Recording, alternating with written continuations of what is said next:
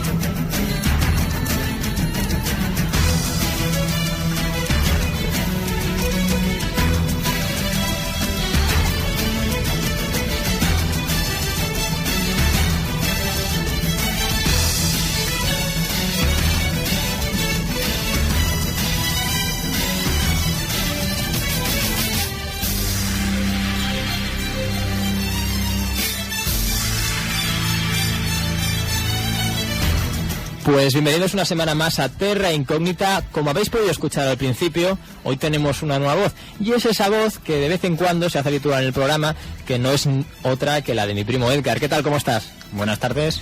Bueno, pues... ¿cómo decirlo? Encantado de estar Estás aquí. Emocionado, ¿no? Sí. Te vi ahí con la lagrimilla que te cae.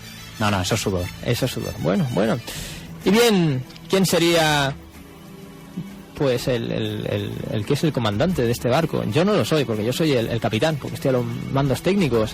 El comandante eres tú, Daniel. Hoy veo que me has subido de rango, ¿eh? Hoy No. soy comandante. Normalmente estoy ¿qué por eres? encima de capitán. ¿Normalmente qué eres? Me has relevado. Normalmente soy almirante. Almirante. Y hoy soy un poquito el almirante que viene del norte. Sí.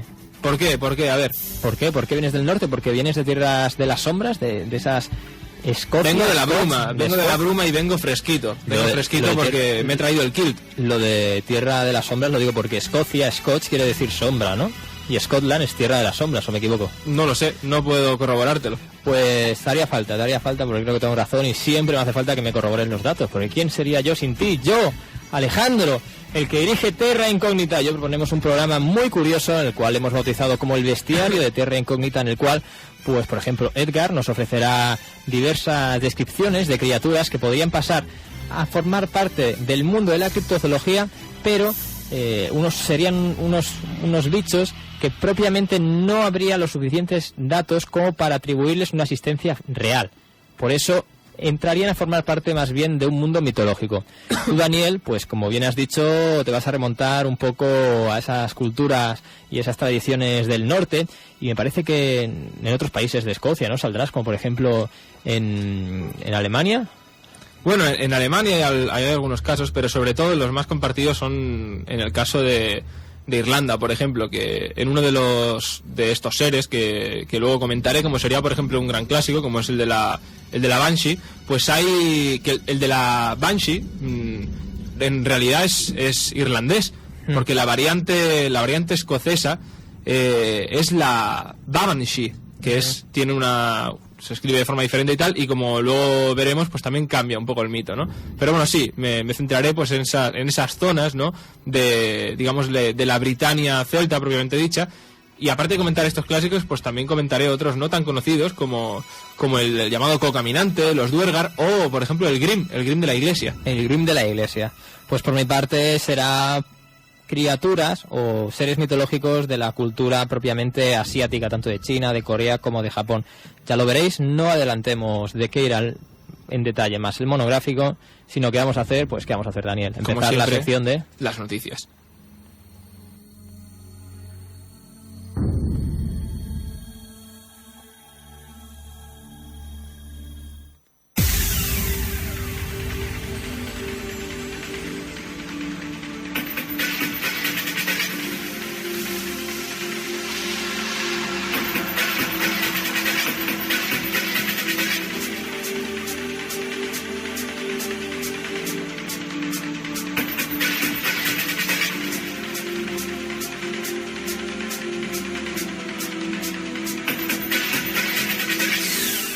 Pues empezaremos las noticias hablando de un descubrimiento de la ciudad sumergida más antigua del mundo, que se ha podido datar en unos 5.000 años de antigüedad. Esta ciudad se llama Pablo Petri y es pues una ciudad micénica, es decir, una ciudad que se encontraría en el cono sur del país helénico por excelencia, que es Grecia. Pues el sitio ofrece nuevos conocimientos potenciales sobre el funcionamiento de dicha sociedad. Esta ciudad pues tiene importancia adicional porque es un asentamiento marítimo desde donde los habitantes coordinaban el comercio local con los lugares distantes.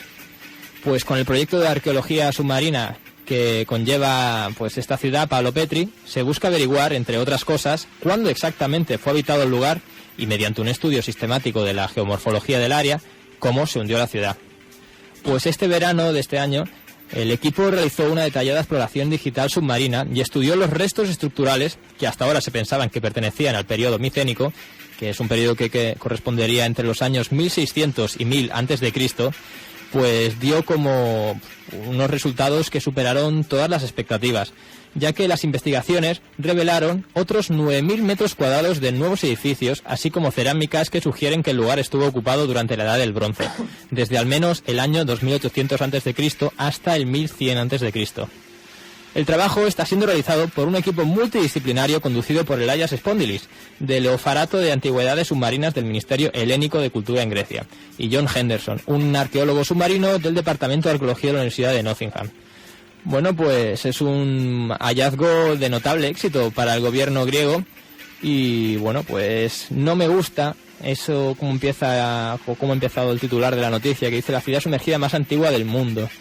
Bueno, yo apuesto realmente a que Yonaguni, esa extraña estructura submarinas situadas al sur del archipiélago japonés, yo le atribuiría pues el título de ciudad más antigua del mundo, más allá de Jericó o Kitar-Koyuk o Mohenjo-Daro, y esas ruinas de Yonaguni estarían datadas hace unos 10.000 años y claramente, para mí, yo veo estructuras talladas artificialmente. Digo claramente para mí porque la opinión oficial es que no lo son, ¿vale? ¿Tú qué opinas, Daniel? Bueno, yo creo que aquí, como siempre, se encuentran intereses opuestos, ¿no? Por ejemplo, yo no me pronuncio del todo en si el caso de Yonaguni es realmente una ciudad o no, o si es la más antigua o no. Sí, yo lo he visto.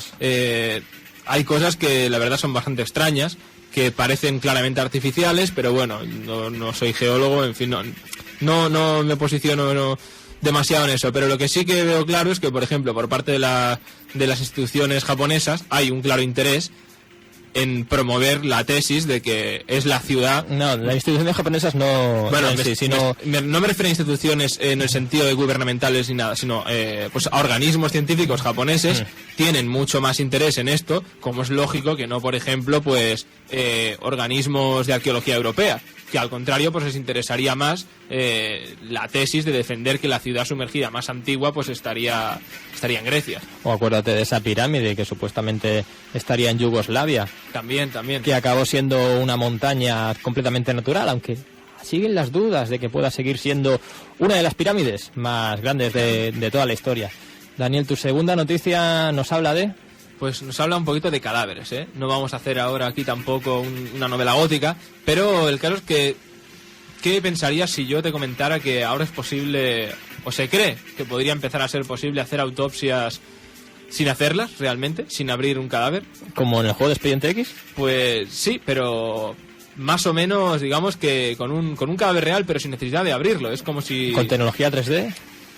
¿Gafas de visión...? Casi.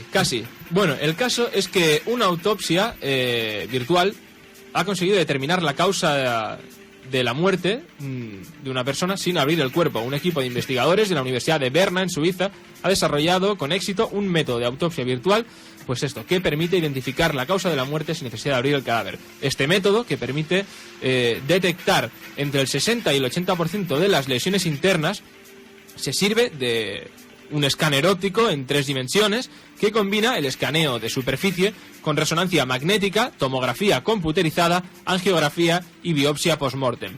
El escáner toma imágenes de las lesiones esqueléticas y del daño cerebral, mientras que la resonancia produce imágenes más precisas de los tejidos blandos y la angiografía pues visualiza el interior de los vasos sanguíneos. Al menos así es como lo explicó el director del proyecto, Michael Talley. Bueno, estas herramientas son de gran ventaja para la autopsia virtual, ya que permiten ver, por ejemplo, proyectiles en 3D y hacer el análisis sin necesidad de destruir el cuerpo. Aclaró Talley, que desde el 2006 emplea este sistema para examinar todas las muertes súbitas o aquellas producidas por causas no naturales que se producen pues en la capital suiza. Tecnología rápida, pero cara, porque es que este tipo de autopsia, que de momento solo se utiliza en Berna, puede llevar unos 30 minutos, según indicaron los autores, pero, ojo, tiene un coste aproximado de 1,4 millones de euros por aparato.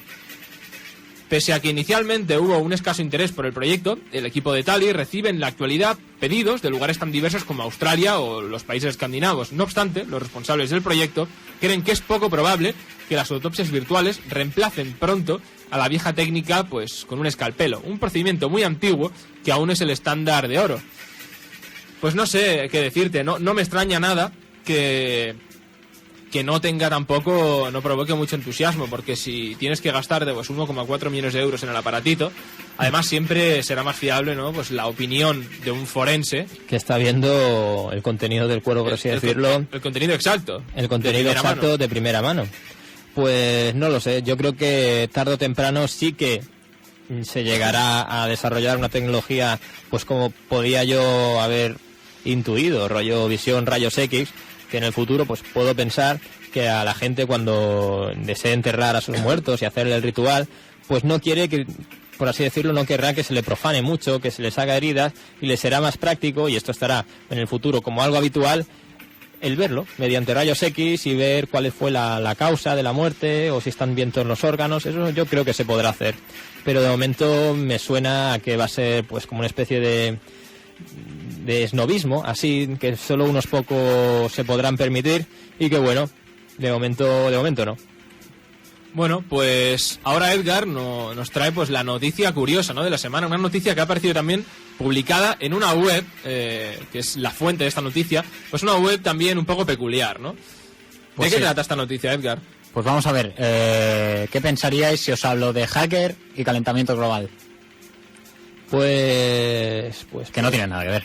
Pues no, al menos que el hacker haya descubierto cosas referentes al calentamiento global. Y de eso precisamente trata la noticia. Dice así: un hacker introducido en los archivos de la IPCC, organismo de la ONU dedicado al estudio del cambio climático, da a luz el mayor escándalo científico que se recuerda.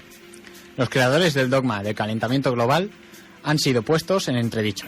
Sus correos electrónicos revelan un complot con manipulación de temperaturas y de la aplicación del método, suspensión de datos inconvenientes, etc. Un ejemplo.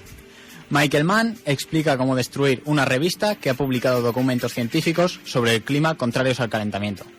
En otro correo, promete contactar con la BBC para averiguar por qué permitió una opinión vagamente escéptica. Otro se queja de que un artículo cuestionando la teoría del calentamiento obstaculizará su esfuerzo para sacarle dinero a Siemens. ¿En manos de quién estamos? ¿En las de aquellos que quieren operar en el mundo como sus dueños? No se sabe. Pero bien, recordemos, según estas teorías, el mayor problema es que el hombre, solo reduciendo la población mundial, puede salvar el planeta. Otro engaño de la élite del nuevo orden mundial, coordinada desde los medios de comunicación en su poder. Bueno, pues así salía, ¿no?, la noticia publicada en esta web, en hispanidad.com. Yo no sé qué te parece, Alex. Yo creo que yo me quedo con... Nos parece más o menos lo mismo a los tres, ¿no? Yo me quedo con eso último, de el nuevo orden. No, previo al nuevo orden, lo que promueve el nuevo orden, una reducción drástica de la demografía humana, o sea, acabar con parte de la población. Pues dentro de poco me voy a encontrar, reconozco que ya lo he visto, que se dice que los aviones estos que vemos normales, que vuelan en el cielo, que dejan esas estelas, en realidad son chemtrails, que lo que están disipando es el virus de la gripe H1N1. Y vamos a estar todos contagiados. Y esta vacuna que ahora empieza a inocularse a la gente, a los pacientes que así lo requieran, y profesionales del sector, en realidad lo que es la activación de la vacuna. Y solo un porcentaje de la gente del planeta sobrevivirá, ya que activará la gripe esa vacuna y moriremos todos. y todo es una conspiración, todo es una conspiración. Bueno, pues yo lo que te digo es que, por ejemplo, esto que tanto hablan de exterminar a la población, de reducir la población mundial, yo creo que se hace una tergiversación bastante importante de esto. Porque, no sé por qué, pero mucha gente cuando oye esto de... se plantea que esto además oficialmente no es así. Estos son todo, digamos, rumores y informaciones no contrastadas, no verificables. Pero, por ejemplo, la reducción de población no es como mucha gente podría pensar en decir vamos a aniquilar a gente. No. Como he dicho yo con esa teoría conspiranoica de la gripe. Eso forma parte de una teoría económica y demográfica que se llama la teoría del decrecimiento, que lo que plantea es que para llegar a un mundo más sostenible no solo hay que decrecer a nivel, digamos, industrial e invasivo contra el medio, que es la naturaleza, sino que además tiene que disminuir la población mundial. ¿Cómo se logra esto? Digamos, exterminando gente. No, es que no es necesario. Por ejemplo, la población en Europa... ¿Matándolas de hambre? No, la población en Europa está decreciendo. ¿Por qué decrece? Muy sencillo, la gente ha dejado de tener tantos hijos. La población simplemente se va cubriendo, porque las parejas, ¿qué suelen tener? Un hijo. Y muchas no tienen ni hijos. Y tener 2 hijos ya, pues digamos que es una especie de fiesta. Es para mandar, yo qué sé, una celebración, una postal. Claro, esto que es esta teoría, para que se cumpliera habría que trasladarla pues a otros países con unas cifras de natalidad pues apabullantes. Pero claro, es que esto es de cajón. O sea, el planeta Tierra tiene un problema. Y es que como es físico y existe como tal y es materia, hay un espacio, y cuanto más se llene, pues hay un problema. Es que, digamos que, por decirlo de alguna manera, jodes el ecosistema. Entonces, bueno, podemos seguir despreocupados y seguir aumentando la población en el planeta, que bueno, quizá tengamos suerte y podamos emigrar a algún otro planeta, a algún otro sistema, pero mientras tanto, pues tenemos el espacio que tenemos, ¿no? Y bueno, yo creo que es un tema bastante serio como para ir banalizándolo y decir que plantear pues la reducción de la población mundial es lo mismo que exterminar a gente. Yo creo que eso es pues lo que yo llamo tonterías de la semana, ¿no? Tonteras de la semana, al igual que la noticia esta seguramente.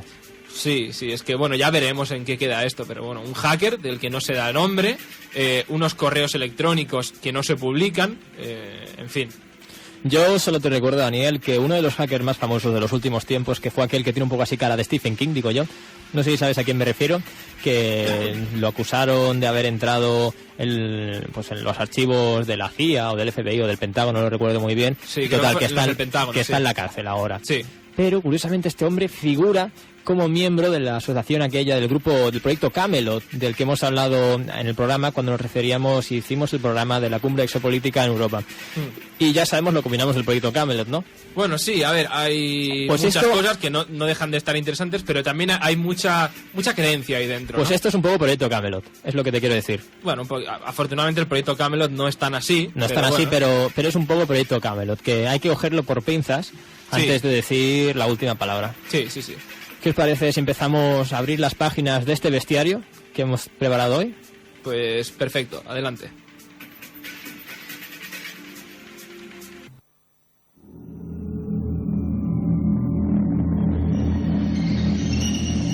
Si te interesa lo sorprendente, lo inquietante, lo inexplicable o lo desconocido, no faltes a tu cita semanal con los monográficos de Terra Incógnita.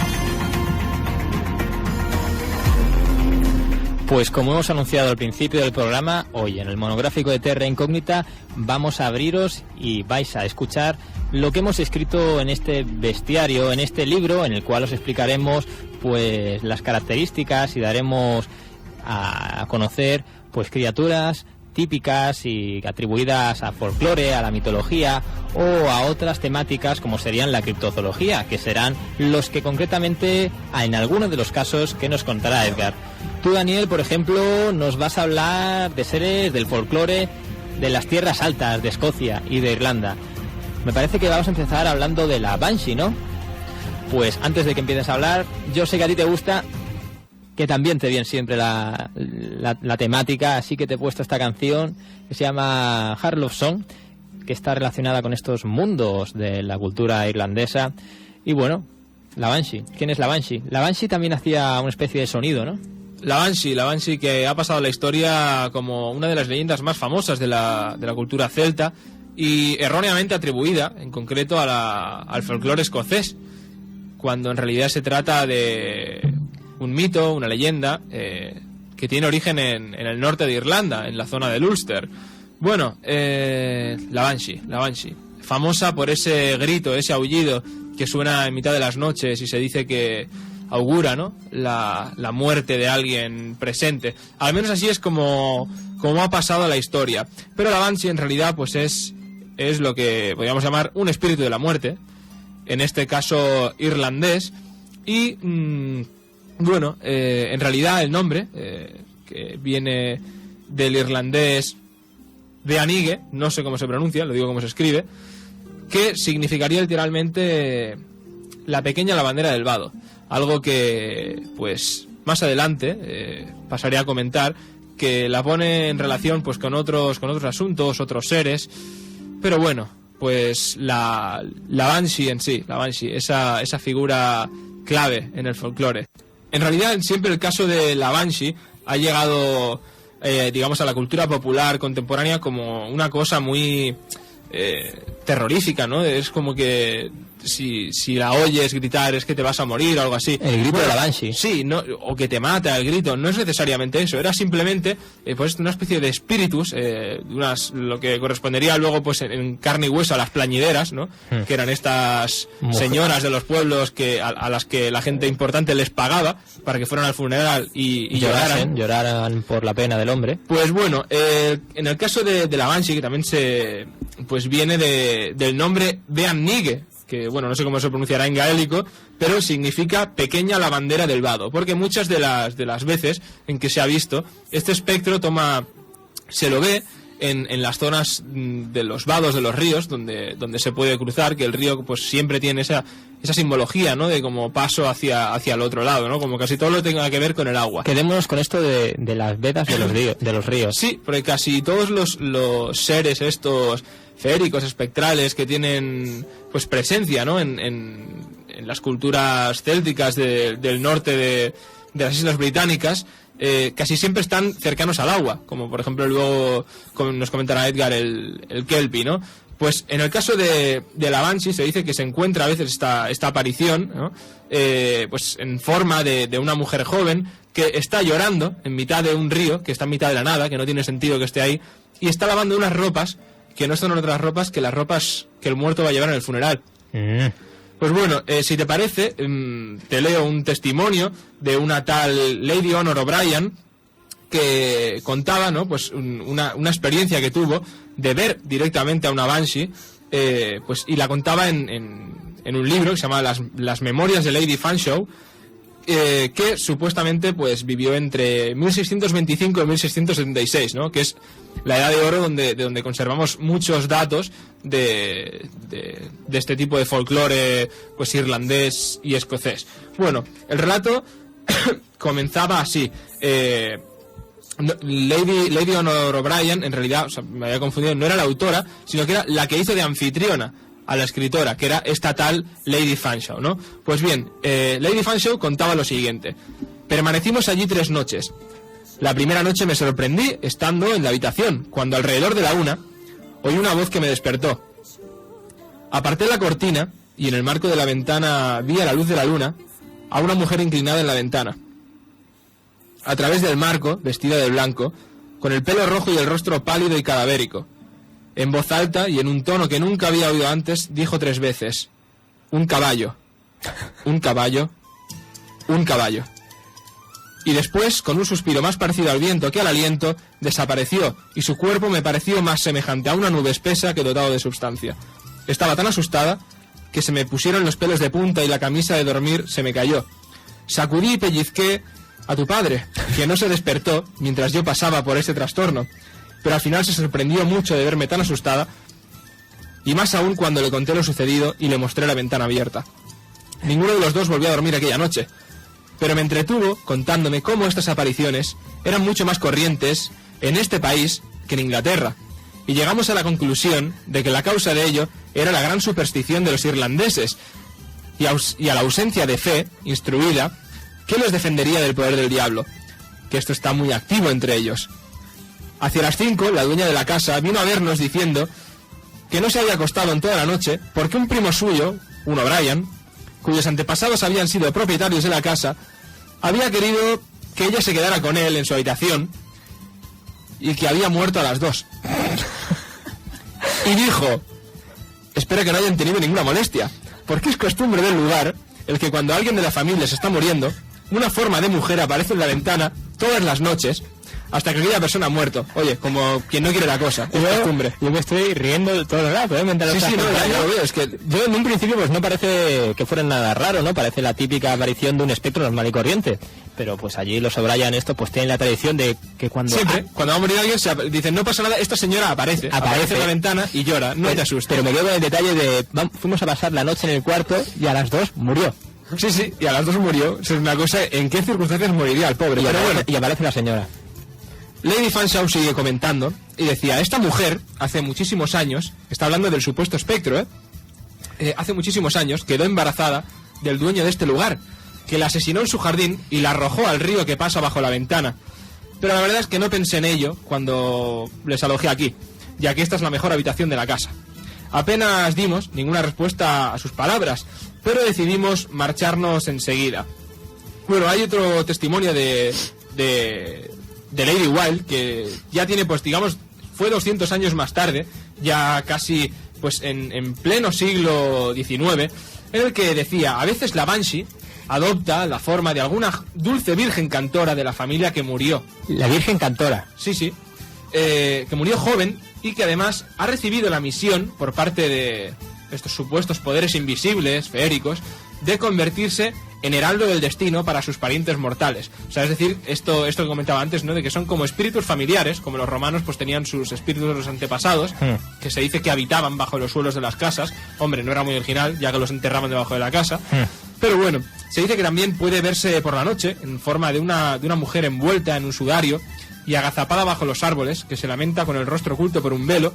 O, ojo, lo que nos lleva ya a la imagen tradicional de la bruja en Occidente, o volando rápidamente a la luz de la luna y llorando desconsoladamente. Y el llanto de este espíritu es el sonido más triste del mundo y anuncia la muerte cierta de algún miembro de la familia cuando se oye en el silencio de la noche. Bueno, pues como te he dicho, no parece que sea algo típico de allí. Más bien, pues es la típica aparición fantasmal que puede ocurrir en cualquier parte del mundo. Lo más característico de la Banshee sería ese gemido, ¿no? Ese alarido que causa terror, que parece sobrenatural, parece que no lo pueda producir unas cuerdas vocales. No, más que nada porque incluso se rumorea que se oye prácticamente a kilómetros, que vale que no sería muy difícil oír a varios centenares de metros en mitad de las Highlands, en lo que no hay nada alrededor y hay estructura de valles y demás, pero bueno, claro, ya hay que tener muchas ganas de gritar. A mí me suena un testimonio de una persona que había visto, o oído, mejor dicho, la Banshee, y que pensó, pues como tú has explicado, que si ha oído la Banshee, va a morir. Ya sea en una hora, en una semana, no se sabe, pero va a morir. Y este hombre, que murió con bastante edad, estuvo toda su vida, por decirlo de alguna manera, rayado, angustiado. Pensando a ver cuándo se iba a morir. Porque había oído la Banshee y se tenía que morir. Hostia, pues ¿tú te imaginas? Claro, sobre todo cuando te pilla sin nadie alrededor, porque cuando te pilla con gente alrededor... Dices, pues a lo mejor es para ti. Sí. Pero no. ¿Te has quedado con eso, Edgar, de que las criaturas mitológicas estas, o féricas, o folclóricas, como la Banshee, están asociadas al agua? Pues sí. Y allí no hay que olvidar que Escocia e Irlanda pues tienen esos ambientes, esos ecosistemas lacustres, fluviales tan característicos, que han dado origen a otras criaturas como serían los leprechauns. O, en Escocia, lago escocés, Nessie, ¿no? Nessie es la típica criatura, quizá la más famosa de todos los seres criptozoológicos, pero hay otra que también habita en Escocia, que esta es más bizarra que Nessie, diría yo, ¿no? Estamos hablando del Kelpie. Bueno, se podría decir y todo que es el antecesor de Nessie, porque, bueno, según la cronología del lago Ness, primero se hablaba de que allí había un Kelpie, que ahora diré qué es, y la cosa progresivamente fue pasando hasta Nessie. Bueno, ¿podría ser Nessie un Kelpie? Bueno, yo, si no recuerdo mal, las primeras noticias de que en el lago Ness hubiera un monstruo datan del siglo V después de Cristo, cuando, no sé el nombre ahora, pero un cura que había por la zona se había aposentado cerca del lago, porque la gente de allí decía que había un monstruo y había ido el cura ahí para exorcizar el lago. Pues bueno, esta no me la sabía la historia, la verdad. Me has pillado desprevenido. Pero bueno, se supone que antes estaba el Kelpie. Sí, bueno, ¿qué es el Kelpie? El Kelpie se podría describir como un caballo de agua. No pensar todos en un caballito de mar, sino en algo más parecido a un caballo.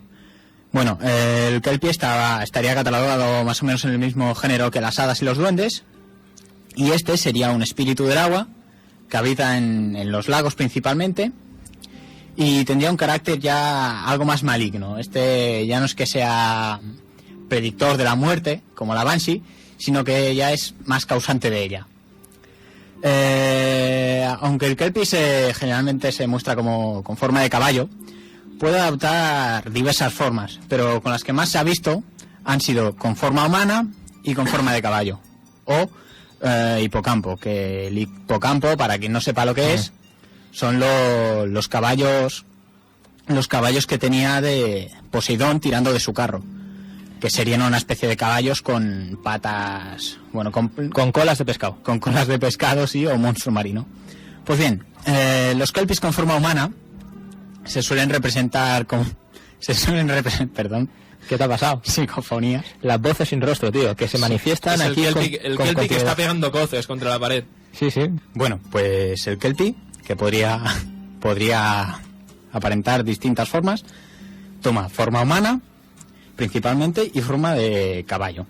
Pues bien, en su forma humana se podría representar como una mujer desnuda o un hombre, depende de los gustos de la persona que vaya.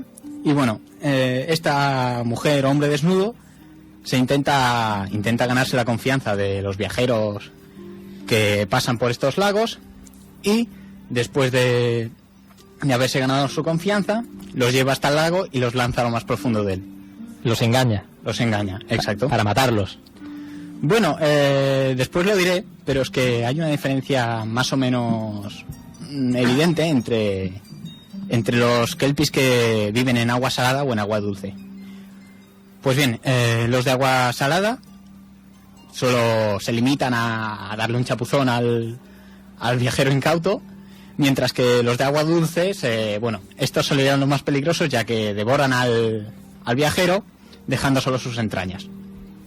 Bien, los de forma humana también podrían saltar a las grupas de los caballos de los jinetes, para así hacerles perder el control de su animal y llevar al caballo hacia el interior del lago, donde, bueno, o se limitan a darle el chapuzón o los matan, como acabo de decir.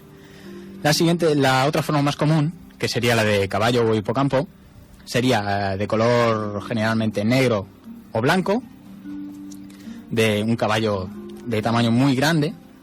Y bueno, su modus operandi, por decirlo de alguna manera, es primero mostrarse dócil, y cuando el jinete o la persona que pase por allí lo monte para continuar su viaje, lo lleva hasta el centro del lago, donde o lo vuelve a lanzar. Pero ¿a quién se le ocurre montar en tal criatura?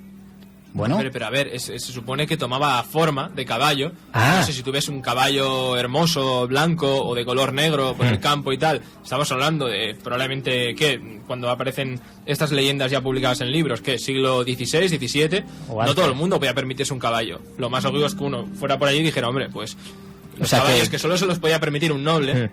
y más un caballo de ese tipo, pues decía, oye, mira, pues yo le pongo unas riendas a este caballo y me lo quedo. O sea, era un caballo de primer nivel. Sí, claro. Entonces uno pensaba, bueno, pues me llevo este caballo. El problema es que no era consciente de que no era él quien se iba a llevar al caballo, sino el caballo quien se lo iba a llevar a él. Ahí está. Y bueno, sí, en realidad sí que había una forma de dominarte al caballo. Que bueno, en este tipo de espíritus del agua, la única forma para conseguir domarlos de alguna manera era coger sus riendas, coger sus bridas y todo lo que tenía para cambiárselas por otras. Y así se supone que el animal quedaba subyugado o dominado por el que le pusiera estas nuevas bártulos, por decirlo de alguna manera.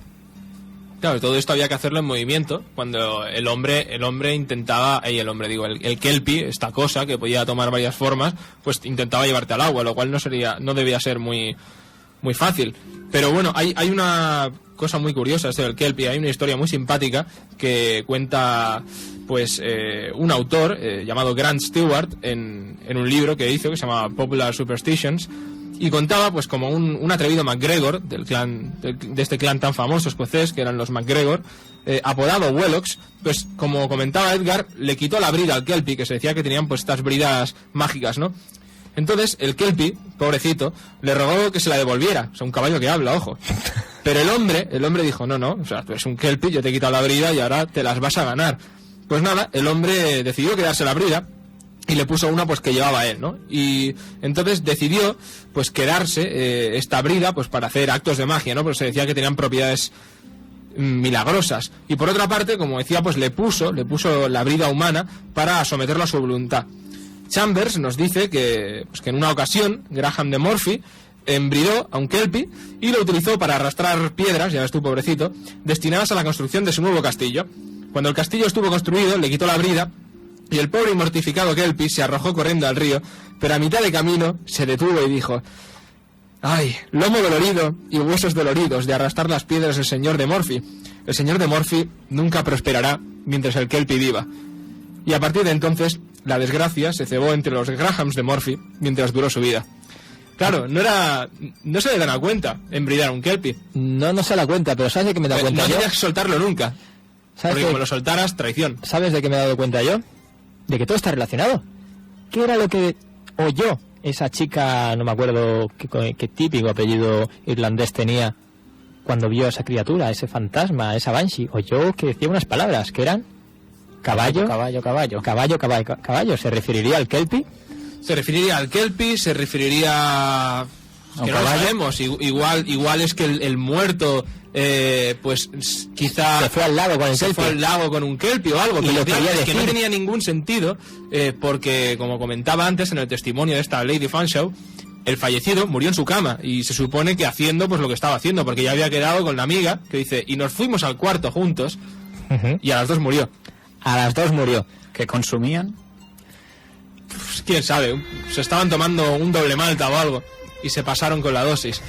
Estas músicas, ¿a qué os evocan? Esto suena asiático, suena Extremo Oriente. Pues nos vamos a ir para allá, nos vamos a ir para Japón y vamos a hablar de lo que sería el kelpie extrapolado. Pero lo más parecido a un kelpie en la cultura japonesa, que es el caso del kappa, que más allá de ser pues la marca esa famosa de ropa de chándal, como digo yo, que tiene ese truquillo que sabéis que el dibujo son un hombre y una mujer sentados juntando las espaldas, y tú sabes el truco que si tapas los torsos de los hombres se ve una figura oculta. Esto pues no lo sabía. Hazlo, no voy a decir que se ve, todo el mundo lo sabe, tú no, ya lo verás. Muy bien. Un kappa es un ser de la mitología y el folclore japonés que puede recibir otros nombres como sería el de Gataro o Kawako. Y bueno, pues hay gente que más allá de ser del folclore japonés dirían que son seres que existen en la realidad, por eso entrarían a formar parte de algún modo u otro del mundo de la criptozoología, ya que se dice y hay grabados de que se han llegado a capturar estos ejemplares. Bueno, los kappa suelen representarse como pequeños humanoides con forma de rana y del tamaño más o menos de un niño. La cara tiene aspecto de tortuga y en muchas ocasiones es dibujado con un caparazón en la espalda. El hábitat natural de los kappa son, como podemos suponer, los ríos y las lagunas de Japón, y utiliza sus extremidades con forma de aleta para desplazarse y nadar a velocidades casi sobrenaturales. Pero el hecho y la característica más interesante de los kappas es que tienen una especie de calvicie en la cima de sus cabezas que tiene la característica de que está llena de agua.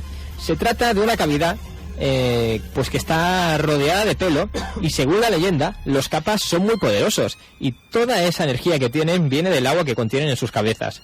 Si salen a la superficie, ya que viven en el agua, y por evaporación o por otro fenómeno pierden el agua de sus cabezas, perderían también pues todos sus poderes y pueden incluso llegar a morir, ya que quedarían como un animal cualquiera. Hemos dicho que la gente ha entrado en contacto con este animal, incluso se han capturado, se dicen, según los grabados.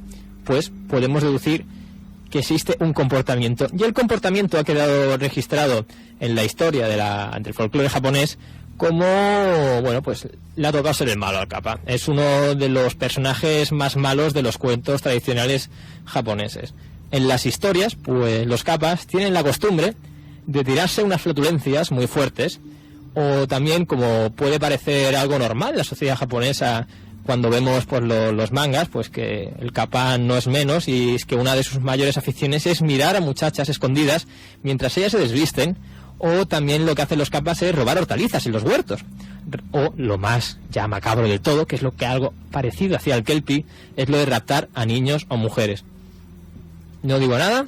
Bueno, de hecho, una de las comidas favoritas de los kappas serían los niños humanos, realmente, un manjar al que no se pueden resistir.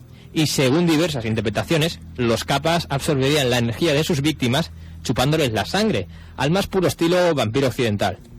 Bueno, para asustar a los kappas se puede utilizar el elemento fuego, el fuego. Aún hay muchas aldeas en Japón que utilizan actualmente fuegos artificiales. Todos hemos visto alguna vez quizás en la tele esos festivales de verano donde se utilizan, me parece que allí hay el mayor festival donde se tiran más fuegos artificiales de todo el mundo. Pues bien, estos fuegos artificiales, no sé si esos concretamente servirían para eso, pero muchos sí, y tienen la tradición de que se usan y se tiran y se encienden para asustar a los malos espíritus. Entre ellos estaría este kappa. Aún así, según la mitología, los kappas serían unos seres muy educados que siguen a la perfección pues el código de conducta japonés. Cuando pensamos en un japonés, ¿qué tipo de hombre nos vemos? Un hombre ahí inclinado, agachado, haciendo el saludo. Pues bien, quedémonos con el detalle de que el kappa que tenía en la cabeza, Edgar, Agua. tenía agua, ¿no? ¿Y qué pasa si perdía ese agua? Que perdía sus poderes y podía llegar hasta morir. Pues por esto, según la tradición, para poder escapar de un kappa, solo es necesario ser un poco japonés y decirle, ohayo, y agacharse un poco, y entonces el kappa, La broma, ¿eh? por cortesía, La broma. hacía lo mismo. Pero ¿qué pasaba? Que lo engañabas tú a él y se le derramaba todo el agua que tenía en la coronilla. Y entonces el kappa moría o perdía sus poderes y se convertía en un animal bastante triste y como el pobre esquelético. kelpie, ¿no? Que la habían embridado. Y bueno, pues perdería temporalmente sus poderes, iría corriendo al agua, al río a tirarse y a volver a llenar su pequeña calvicie. Hasta aquí podríamos decir que es el lado malo de los kappas, pero también tendrían su lado bueno. Los kappas son bastante curiosos y les gusta espiar a los humanos. Ya hemos mencionado antes una de las aficiones malignas que tenían los kappas, como muchos japoneses, según podemos deducir de las series de manga y anime. Bueno, igual lo han tomado de aquí, ¿eh? Igual lo han tomado de aquí, pero yo creo que no. Yo creo que no. ¿Tú crees que es algo ya Es algo implícito. tradicional? Es algo implícito en la categoría del japonés. Bueno, pues A ver, al final yo creo que te van a poner una demanda, ¿eh? Te van a poner una demanda. La Casa Asia te va a poner una demanda. No estoy de Por acuerdo. decir esto. Puedo argumentarlo perfectamente frente a un tribunal. Muy bien, muy bien. Mientras no me lleves a mí, No te voy a llevar, ya me quedo yo con las japonesas. Bueno, pues los kappas, ha de decir que entienden y pueden hablar perfectamente el japonés, lo mismo que el kelpie podía hablar irlandés o inglés. En ocasiones, incluso estos seres se relacionarían con humanos siempre y cuando obtengan beneficios a cambio. Por ejemplo, suelen hacer encargos para humanos recibiendo pepinos a cambio, ¿vale? Que es para los kappas la única comida que es más deliciosa que los niños humanos, como he mencionado antes. pues entonces son un poquito cabrones, por decirlo de alguna manera, ¿no? Con la de pepinos que hay por ahí y tienes que devorar niños. Sí, No, estás- a mí es que el pepino me gusta más, pues come y pepinos. estás valorando más un pepino que un niño, mano. Son esos juegos que hacen los japoneses, esas historias que se inventan. Bueno, hoy en día se ha de decir que existe un tipo de sushi, haciendo referencia a esto del pepino, Se llama kappa. que se ha llamado el rollo kappa, el kappamaki, que simplemente es arroz con un trocito de pino en el centro. Tú, Daniel, no sé si te has fijado ni has podido hacer una comparación cuando yo me he referido que los kappas son buenos y beneficiosos y hacen encargos a cambio de tener beneficio. ¿No te recuerda eso a lo que harían aquí los duendes o los fuguets? Bueno, como sí. decían aquello de manjar y feina, de trabajo y comida. Mientras tú me des trabajo y comida, yo te haré todo lo que tú me ordenes. Sí, de hecho hay una categoría en el folclore céltico que, bueno, todos conocemos más o menos la figura de los goblins, ¿no? Que es esa especie de trasgos, duendecillos malignos y tal. Pero hay otra que es la de los hobgoblins, que cuando se le pone el prefijo hob, son como goblins buenos, ¿no? Que serían como estos trasgos, duendecillos, que pues necesitan tener una ocupación. Y a cambio de que tú les des una ocupación, pues ellos, digamos que te dejan de molestar y se encargan pues de hacerte la faena. Pero, en cambio, si no les das ocupación, se convierten pues en goblins. En seres malignos. Exacto. En juguetones. Algunos capas, como he dicho, pues podrían llegarse incluso a hacerse amigo de personas. Incluso los ayudan a regar los huertos, yo creo que a cambio de poder conseguir los pepinos, ¿no? Claro. Y también dicen que son pues unos seres que pertenecen a un mundo mágico y son conscientes y conocedores de las diversas propiedades médicas que allí se usan. Por lo tanto, los capas enseñarían según qué trucos de medicina a esos humanos amigos suyos. No sé cuántos pepinos o niños les ofrecerían los humanos para que le den esos trucos, pero bueno, según la leyenda... Depende del tamaño del capa, ¿no? Si era muy grande. Y del pepino. Según la leyenda, tienen grandes poderes para eliminar los dolores de espalda, ¿eh? Son unos grandes artífices de esos masajes japoneses como... ¿Qué te pasa, Daniel? No, es que estaba relacionando ahora lo que decías, esto de tamaño de los capas, de los pepinos. Ahora te pones a hablarme de masajes japoneses. ¿Cómo se llama? El shiatsu, ¿no? Con los dedos, shiatsu, el masaje con los dedos. El capa shiatsu. El capa shiatsu, pues eso hacían. Tú te hacías amigo de un capa, le das muchos pepinos y él se ponía detrás y te hacía un masaje de aquellos mágicos, que te dejaba como nuevo. Pero yo me pregunto una cosa, el pobre capa cuando se agachaba, ¿no se le vertía el agua? No se agachaba. Simplemente lo hacía con sus manos, con esas manos, con equilibrio. Manos así un poco de patracio, de rana. Lo hacía erguido. Lo hacía erguido. Bueno, también se ha de decir que existen templos dedicados a algunos capas mitológicos que se creen ayudaron a los pobladores de unas aldeas. Orígenes de la criatura, del ser mitológico. ¿Cómo se fundó, digamos, todo el concepto del capa? Pues hay varias teorías. Una posibilidad es que el mito apareciera a partir de la antigua tradición japonesa que consistía, ojo ya, yo prefiero quedarme con la imagen de que espían a las chicas cuando se están duchando en esas termas, pues una antigua tradición japonesa consistía en introducir fetos que habían nacido muertos en pequeñas embarcaciones y lanzarlos a los ríos. Sobre el origen del nombre se cree que viene de la palabra capa, C-A-P-A, es una capa, como la conocemos tal y ahora. Y no vamos muy desencaminados, ya que se dice que esta palabra fue introducida por los portugueses en Japón. Y bueno, como los capa suelen llevar un caparazón a modo de capa para cubrirse las espaldas, la palabra portuguesa española fue japonesizada, por así decirlo, y fue convertida en capa, con K y 2 P's. Y ha sido utilizada para nombrar a estos seres mitológicos. ¿Qué te parece? De aspecto estaríamos hablando como una especie de cangrejos andantes, una especie de cosa así, ¿no? Porque tienen como... están protegidos por un caparazón. No, sería más bien como una especie de humanoide, casi un ser imposible de estos asociados al fenómeno ovni. Sí, pero que lleva un caparazón por capa, ¿no? Lleva un caparazón por capa, tiene pico de pato, rollo Suneo, del Doraemon, ¿sabes? Y es un Suneo calvo, tú imagínate, ¿estás visualizando al Suneo? Sí, es una cosa grotesca. Desnudo, verde, con un caparazón y calvo, y en medio de esa calvicie como un cuenco con agua. Un cuenco con agua. Como un cuenco con agua que si le das pepinos te hace masajes en la espalda. Yo creo que el Kelpie es el más genuino de los que hemos hablado de momento, ¿no? Sí. Y bien, Daniel, ahora volvemos a Escocia. Pues sí, si quieres, ahora te llevo a una historia, a un ser que se ha ganado mi simpatía, porque me recuerda a un caso típicamente nuestro, que se hizo bastante famoso, que es aquel de la niña Antoñita Tamayo, ¿no? Que dicen que se perdió en un bosque, en una montaña, durante 3 días, que se hicieron batidas, que no la encontraban de ninguna manera, y al final la encontraron.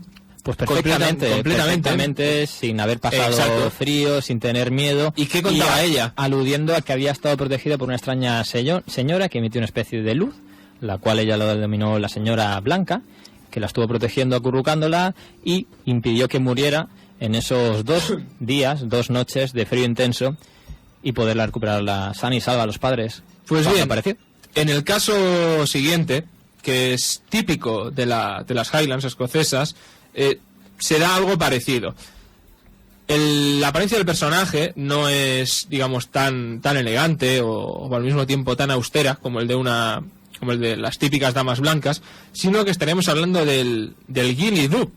Ghillie, que a muchos les sonará la palabra Ghillie, a una cosa que se llama el Ghillie Suit. A mí no me suena. El traje Ghillie. A ti te suena porque estaba acostumbrado a jugar un género característico de juegos de first person shooter. Sí. Los juegos de caza, de cacería, sí, de montería. Entonces, a esos trajes que llevan los típicos francotiradores o incluso los cazadores cuando quieren pasar desapercibidos, que están pues formados con digamos una redecilla cubierta de hojas y demás, digamos que lo que hacen es volverte totalmente camaleónico en un ámbito de bosque, de vegetación. Pues así sería más o menos la apariencia del Ghillie. Del Ghillie, que se conoce que es el hada de la zona de Gairloch, más conocida en los tiempos modernos, que estaríamos hablando ya pues desde los siglos XVI al XVIII. Era todo un hit. Era, digamos, ya no se estaba hablando ni del Kelpie ni demás. Ahora, digamos que toda la atención estaba centrada en el Ghillie. ¿Por qué? Bueno, porque había habido una serie de historias que habían sucedido, como por ejemplo el caso de la pequeña Jessie McCrae, que, como Antoñita Tamayo, pues se perdió una noche en el bosque. Claro, estaba asustada y demás, y corría peligro, lógicamente. Estamos hablando de una época en la que, bueno, para bien y para mal, pues todavía había lobos en los bosques. Bueno, el caso es que allí se encontró con el Ghillie.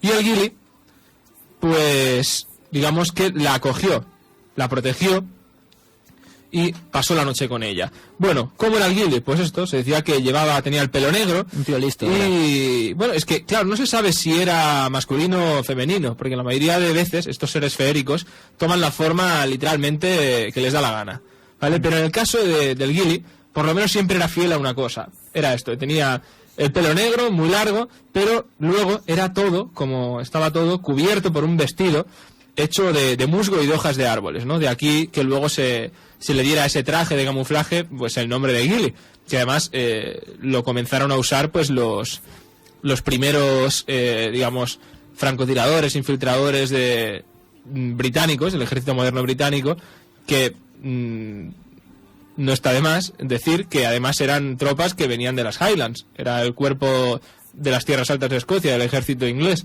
Bueno, el caso es que esta niña, cuando fue encontrada la mañana siguiente, contó, como no, pues la historia, ¿no? Dijo que había sido tratada con gran gentileza y que en todo momento pues le dio conversación y demás.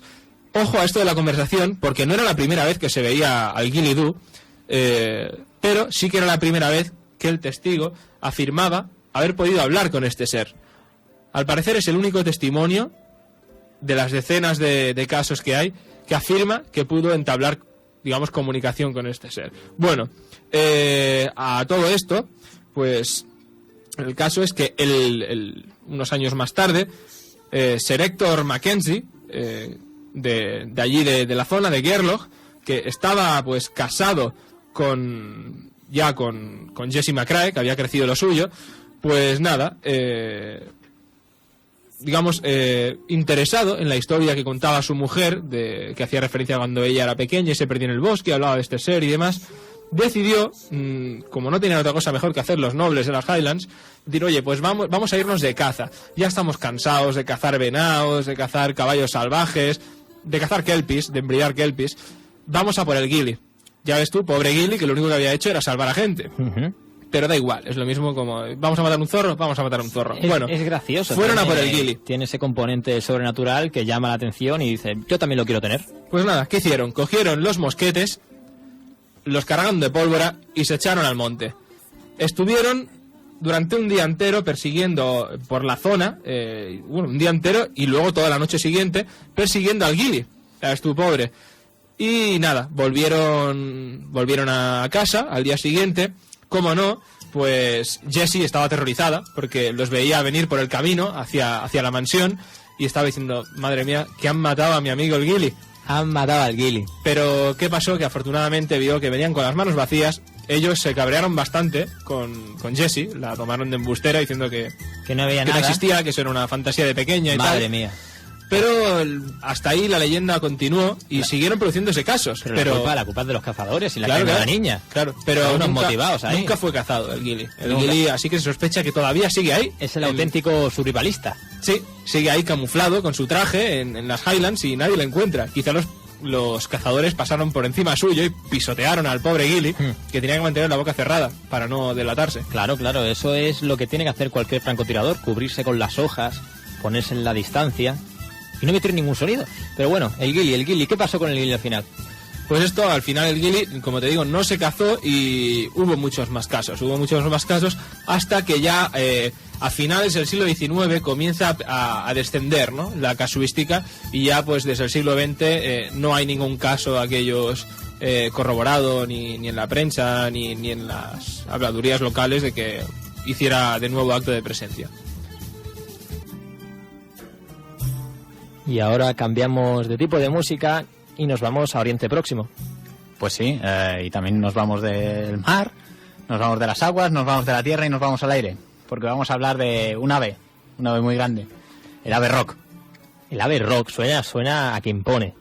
Pues sí, la verdad es que debería imponer mucho, ya que bueno, en un mito se habla sobre que se encontró así de repente un día una isla suspendida sobre la zona de China.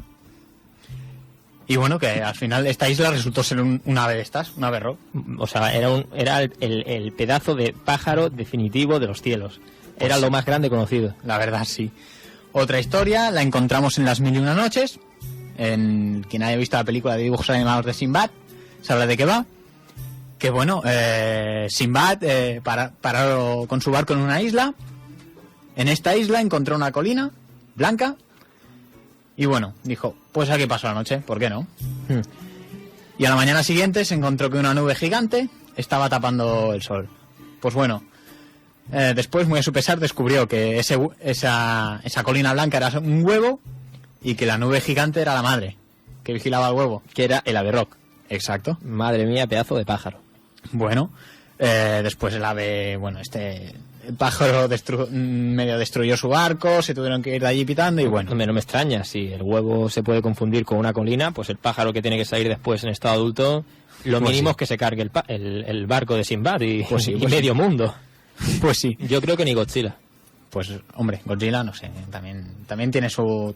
Pero huevos como montañas, Godzilla, no lo sé. Bueno, según la mitología persa, sería un ave de gran tamaño, como ya hemos dicho, que se alimentaría de elefantes, cogiéndolos desde el suelo y lanzándolos desde arriba, Madre mía. para después poder comérselos a gusto en su nido. Posibles correspondencias con el mundo real. El quebrantahuesos, que lo tenemos aquí en España, Que no es tan grande como... no es tan grande, pero como para confundirse con una nube. pero tiene esa misma costumbre de coger huesos, elevarse y lanzarlos para romperlos y poder comer lo de dentro. Otro ejemplo, otra posible confusión. En el Pleistoceno, entre el Pleistoceno y el Holoceno, hubo un tipo de águila real que se llama Simurg. En la misma época había un tipo de elefante enano, y este águila, que era ya más grande de lo normal, y el otro elefante, que era más pequeño, pudo dar Origen origen a este mito. A este mito, qué curioso. Y bueno, algo más, no hay mucho más que decir del ave rock. Pues que me recuerda, y no muy lejos de Irán. ¿Es Irán donde se encuentra el ave rock? En Persia, ¿no? Persia. En Persia. Pues en India, el llamado Garuda, ese pájaro... Són les 11 de la nit. La temperatura és de 10 graus i la humitat del 76%. del...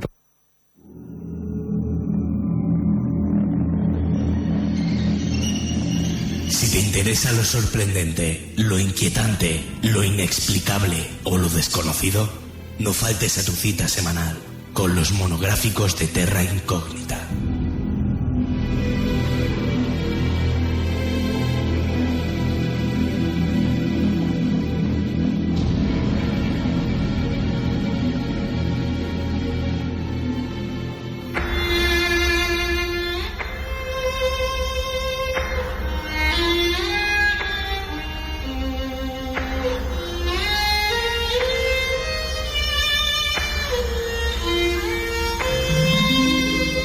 Y aquí seguimos en la segunda hora de Terra Incógnita, ahora son las 11 y poco, y empezamos siguiendo pues las páginas de este bestiario que hoy os estamos relatando, y con estas músicas nos trasladamos a la cultura oriental, a la cultura china, a la cultura japonesa. Vamos a hablaros de esas 4 criaturas mitológicas que indicarían los 4 puntos cardenales. En el norte nos encontraríamos a Genbu, esa tortuga con una serpiente enroscada. Al este nos encontraríamos a Seiryu, el dragón azul. Al sur, a Susaku, que hay fuentes que dicen que es un fénix, pero se le denomina normalmente el pájaro vermellón, el pájaro rojo.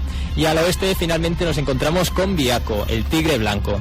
Estas 4 criaturas pues quizás son las más conocidas y las que más han sido representadas, pues por ejemplo en cosas relacionadas con el manga, en videojuegos. Son las más conocidas: el dragón, quien no conoce el dragón, al fénix, al tigre blanco, y la tortuga enroscada con una serpiente. Claro que sí, claro que sí. Pues vamos a empezar con la tortuga enrollada con una serpiente, que es Genbu. Genbu recibiría pues diferentes nombres: Hyeon Mu en coreano, Huyen Bu en vietnamita o Xuan Bu en pinyin. Bueno, Genbu concretamente es una palabra japonesa que se utiliza para referirse a uno de los 4 monstruos divinos que indican los puntos cardinales. Genbu, como he dicho, tiene la apariencia de una tortuga que a su alrededor tiene como enroscado una serpiente, y representaría el norte y simbolizaría el elemento de la tierra. También hace referencia a la estación del invierno. Bueno, pues como los otros 4 símbolos, la tortuga negra, que es así el color que representa, correspondería a una de las 7 mansiones o casas o posiciones de la luna. El origen del Genbu proviene de uno de los 4 símbolos de las constelaciones chinas. Los chinos lo llaman tortuga negra o tortuga del norte.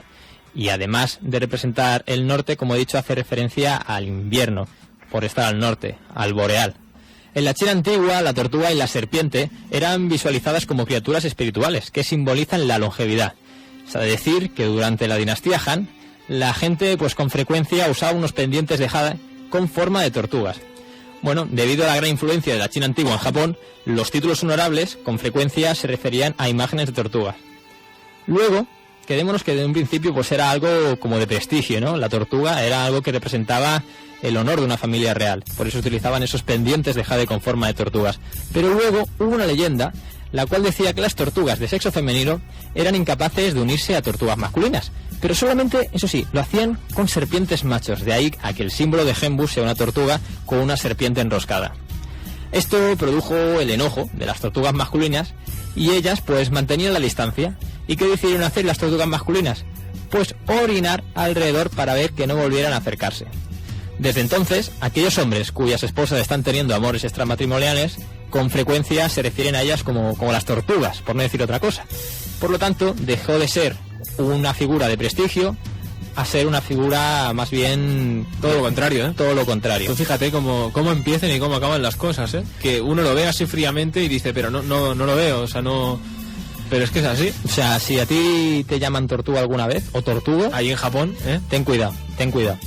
Bueno, ya me preocuparía si me lo llamaran aquí mismo, ¿eh? Si alguien me dice, oye tú, tortuga, ya me empieza a preocupar. Digo, ¿qué pasa? ¿Voy lento? ¿Voy mal? Pues no. A lo mejor se refieren a otra cosa. A que engañas a la gente, a tu amada. No, yo no te creo así. A mi amada feérica, ¿eh? No, nunca te Tú sabes que todos tenemos una amada feérica. Sí. ¿Eh? Claro, eso es lo que dicen algunas de estas tradiciones y demás, no todos, pero dicen que existen las amadas feéricas, ¿eh? Yo la conozco. Es como tener, en lugar de un amigo invisible, la novia invisible. La novia invisible. Que tú la tienes, tú la tratas, ¿eh? Pero nadie más lo ve. Y te toman ¿por qué te van a tomar? Por un tío que no está bien. Que no rinde, que acumula. Pero claro, tú en el fondo sabes que vas bien porque tú tienes tu amada. Que vas al sur. En el sur nos encontramos, ya volviendo al tema de hoy, con Susaku, que sería pues la palabra japonesa que se utiliza para designar a ese otro 4º punto cardinal de la mitología japonesa, que sería el sur. Y bueno, pues tendría la apariencia de un fénix vermellón, que a su vez representaría el elemento fuego. Bueno, a veces se confunde con el llamado Feng Huang, debido a las similaridades de apariencia, de forma, pero son completamente pues diferentes. Pues como decíamos, el Suzaku, este pájaro rojizo, pues formaría parte de los 4 animales de las constelaciones chinas y bueno, pues representaría algo así como un pájaro elegante y noble con una apariencia pues totalmente que te iluminaba cuando lo veías, te daba una paz increíble. Tenía también, se dice, muy bien comportamiento y bueno, pues era bastante selectivo en lo que respecta a sus presas, así se dice. Y bueno, también se dice que las plumas de este animal varían desde el rojo más intenso al naranja. O sea, yo lo veo algo bastante similar al fénix, aunque luego se diga que el fénix en la cultura oriental sea el penguán y no el Suzaku. Bueno, el otro animal, el del este, es el Seiryu, el dragón, que es el nombre japonés que se le da pues a este dragón, que esta vez el color representado a este punto cardinal es el azul. Es representante del este y simboliza también el elemento agua. Su origen proviene de uno de los 4 símbolos, como los otros, de las constelaciones chinas. Los chinos llaman Seiryu, el dragón azul o dragón azul del este, y además de representar el este, pues representa la estación de la primavera. No se le debe confundir con el dragón amarillo, que está asociado, pues no sé si lo sabes, Daniel, al emperador de China. La historia de este animal es que en Japón el dragón azul es uno de los 4 espíritus guardianes de la ciudad y se dice que protege la ciudad de Kioto, sobre el este. El oeste, como podemos deducir, está protegido por el que aún no hemos mencionado, que es Byakko, en el norte por Genbu y el sur por Suzaku. O sea, aparte de representar las constelaciones y los puntos cardinales, son los 4 guardianes de la ciudad de Kioto. En Kioto hay templos dedicados a cada uno de los espíritus guardianes. En el templo de Kiyomizu, pues es donde se haría reverencia al dragón azul, a este Seiryu. Antes de entrar en el templo, hay una estatua del dragón, la cual se dice que hay que beber a medianoche desde la fuente que hay dentro del complejo del templo. Luego se reúne en una ceremonia para adorar al dragón del este. Y en 1983 se va a decir que la tumba de Kitora fue hallada en la aldea de Asuka. Y bueno, los 4 guardianes fueron pintados en las paredes de sus correspondientes direcciones junto a un sistema de constelaciones en el techo. Y este sería uno de los pocos grabados de los 4 guardianes. Y vamos a acabar ya hablando de Byakko, que es la palabra japonesa que significaría la luz blanca. En la mitología japonesa se refiere pues a este 4º punto cardinal que haría referencia al oeste, así como al elemento aire y a la estación del otoño. El origen de Byakko en Japón se ve influenciado en la mitología china, al igual que las otras 3 criaturas divinas. Durante la dinastía Han, la gente creía que el tigre era el rey de las bestias, y la leyenda dice que cuando un tigre alcanza los 500 años de edad, su cola se torna blanca. De esta manera, el tigre blanco se convirtió en una clase de criatura mitológica. Se dice que el tigre blanco solo aparecía, ocasionalmente, si el emperador legislaba con absoluta virtud o si había paz en el mundo. Debido a que el color blanco de los 5 elementos chinos también representa al oeste, el tigre blanco pues se convirtió a su vez en uno de los guardianes mitológicos del oeste. ¿Qué os parecen estas 4 criaturas para designar los 4 puntos cardinales, los 4 elementos, que curiosamente pues serían más parecidos a los 4 elementos que tenemos aquí, porque en Oriente, aparte de me parece que fuego, metal, madera, tierra, viento, no lo sé, pero son más. Son bastante más solemnes que, por ejemplo, aquí, porque aquí se relaciona al elemento tierra, por ejemplo, pues con los famosos gnomos, ¿no? Que no hay que confundir con los duendes, que no tienen nada que ver, aunque luego ha pasado a la historia de luego del folclore, en el que, por ejemplo, pues se ve igual a un trasgo que a un gnomo, porque en el fondo la palabra duende no es otra que la palabra, digamos, castellana para referirse al trasgo, y como todos sabemos, pues un trasgo y un gnomo no se parecen demasiado. De hecho, el trasgo es el típico feo, grotesco, delgaducho, muy pequeño, mucho más que un gnomo, y sería pues estos duendes, ¿no?, de las casas y tal. Los gnomos, al contrario, pues serían elementales de tierra que viven de forma subterránea, y son los típicos, pues lo que luego ha pasado a la historia como la imagen de los típicos enanitos de jardín, ¿no? Solo que un poquito más feos. Un poquito más feos. Pues con esto de los 4 seres mitológicos por excelencia de la cultura oriental, nos tenemos que quedar, pues que extrapolándose a que puedan referirse a seres que realmente hayan existido, pues el tigre blanco se sabe que existe, los tigres albinos, la tortuga enrollada con la serpiente, pues es algo meramente simbólico. El dragón, Hay gente que dice que podría tratarse de una especie de reptil muy largo, con una especie de cuernos y unos bigotes. En la mitología, por ejemplo, vietnamita y de países aledaños se le conocería por el naga, que se dice que fue esa serpiente que excavando... Sí, esos nagas de los que luego nos hablará Edgar también. Exacto. Y bueno, pues el fénix, pues el pájaro de fuego.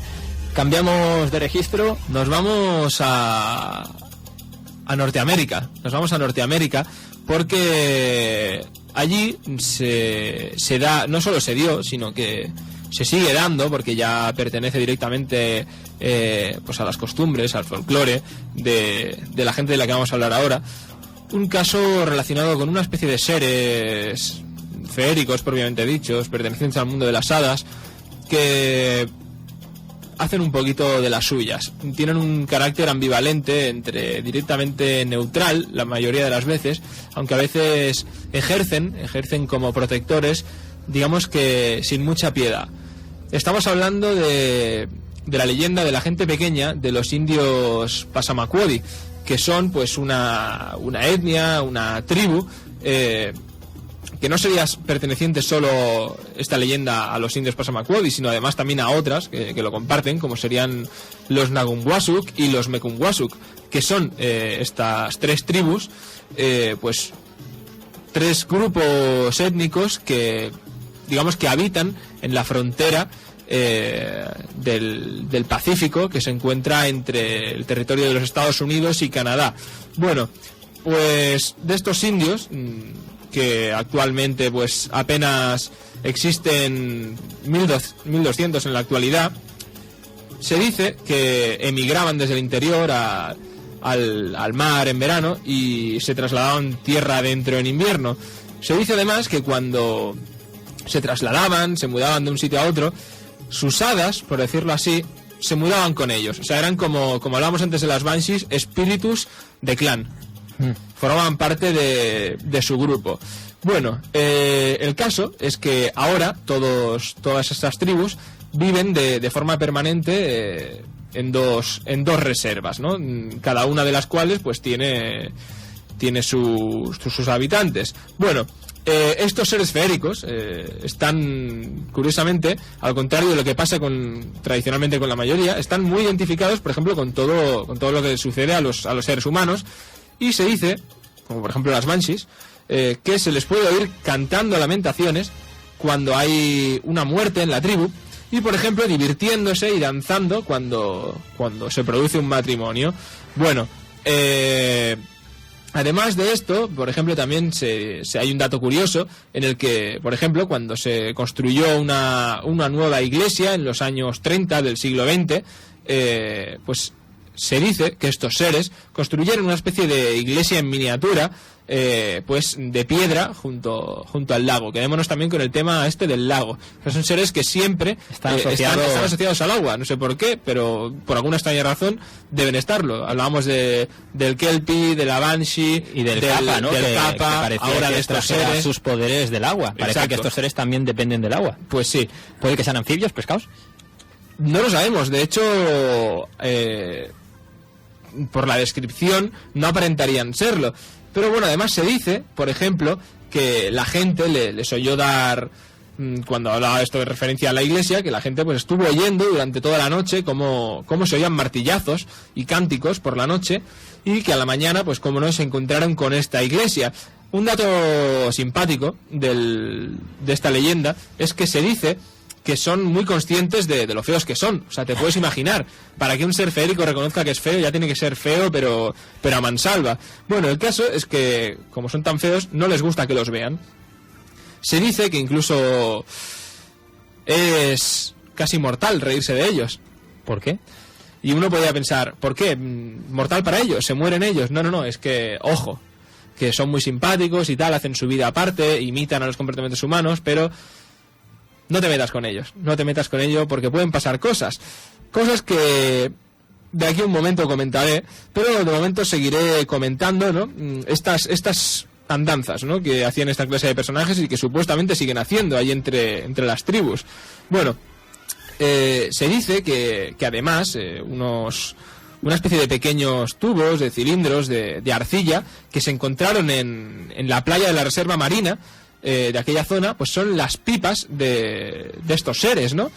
Al igual que, por ejemplo, las pequeñas pipas de arcilla que se desenterraron, por ejemplo, en muchas zonas de Irlanda, que también los habitantes de allí de Irlanda afirmaban que eran las pipas de sus hadas, ¿no? De sus leprechauns, ¿no?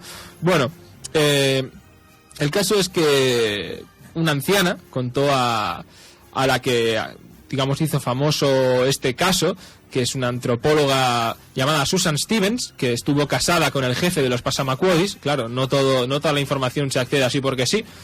Claro, tiene cierto abolengo, pues, ser la mujer del jefe de la tribu, ¿no?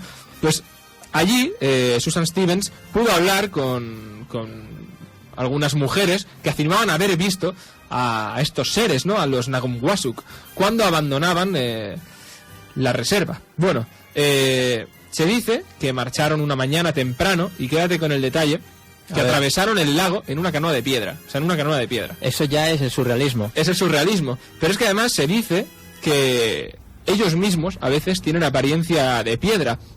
Además, lo curioso es que, fíjate hasta qué punto, al margen de que sea cierto o sea mentira, el grado de fe que tienen ellos en esto es tan fuerte que es que solo los indios, y los indios en concreto de esta tribu, pueden ver a estos seres, a esta gente, a la llamada gente pequeña. Fumándose las pipas, navegando en el río con canoas de piedra. No, pero me refería a que la gente esta podría ver a estos seres cuando se fuman las pipas, no sé.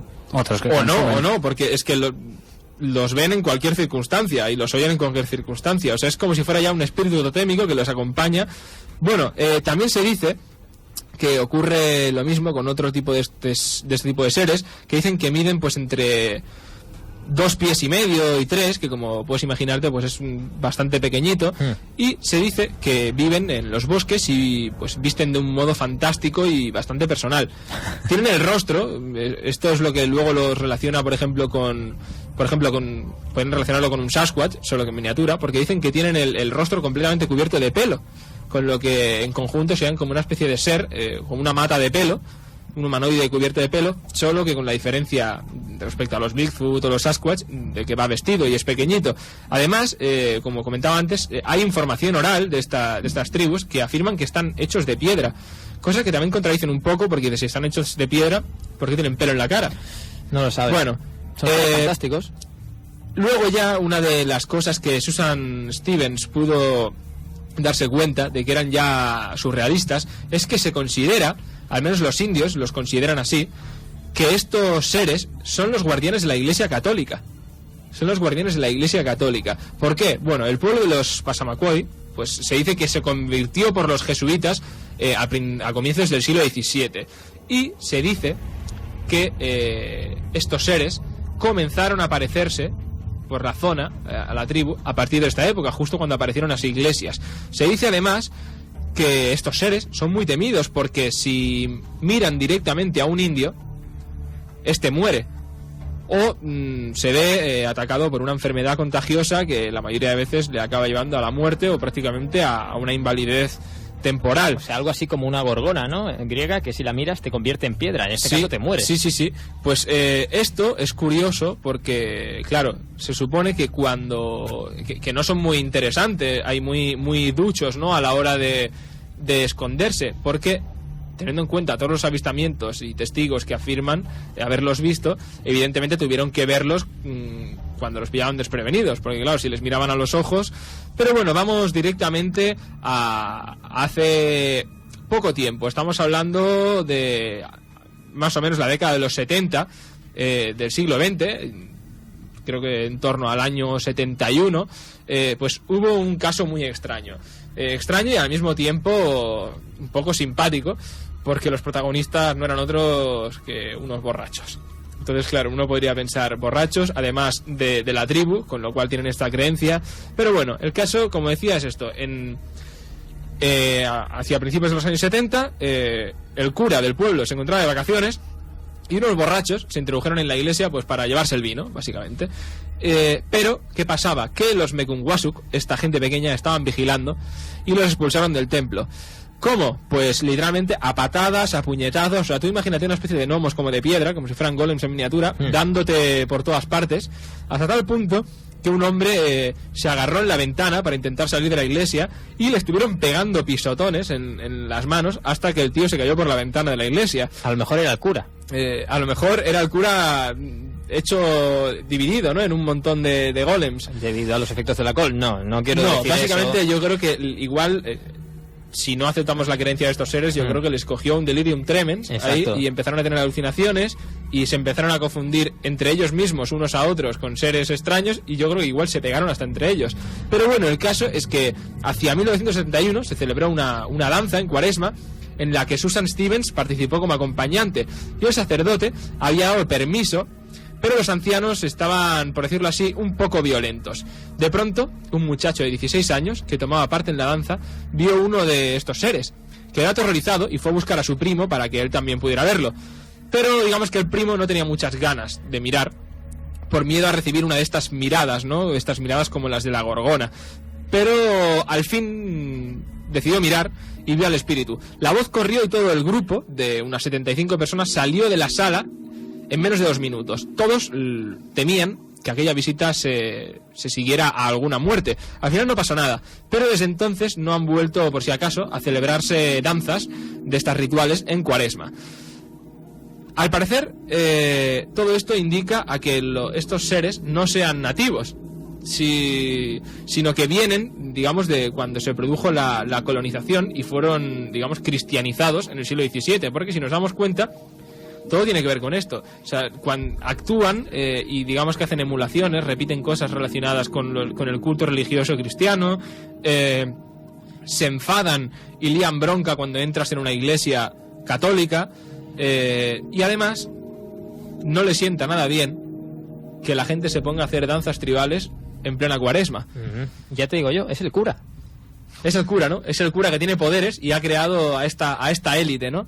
Bueno, al parecer entonces tendría que ser como una especie de golem, de tradición ya en la que todos los curas, desde el siglo XVII hasta ahora, se han ido pasando el secreto, ¿no? Esto daría para hacer una novela de fabrique sus propios Nasumwasuk y proteja su iglesia de los infractores. Yo lo del golem te lo he dicho porque el golem supuestamente es una criatura que se crearía artificialmente, ¿no? Y de la cultura judio-cristiana, más bien judía, ¿no? Sí, judía concretamente. Lo que pasa es que luego se hicieron muy populares en Europa con las poblaciones fijas de judíos que había en las ciudades europeas, y pues a partir de ahí se hicieron famosos los golems en el ámbito cristiano.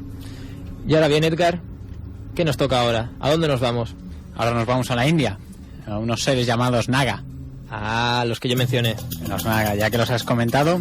Pues bueno, estos Nagas serían seres mágicos que muchas historias apuntan a que guardarían tesoros ocultos en algunas ruinas y atacan a todo aquel que intenta robar o coger uno de estos tesoros.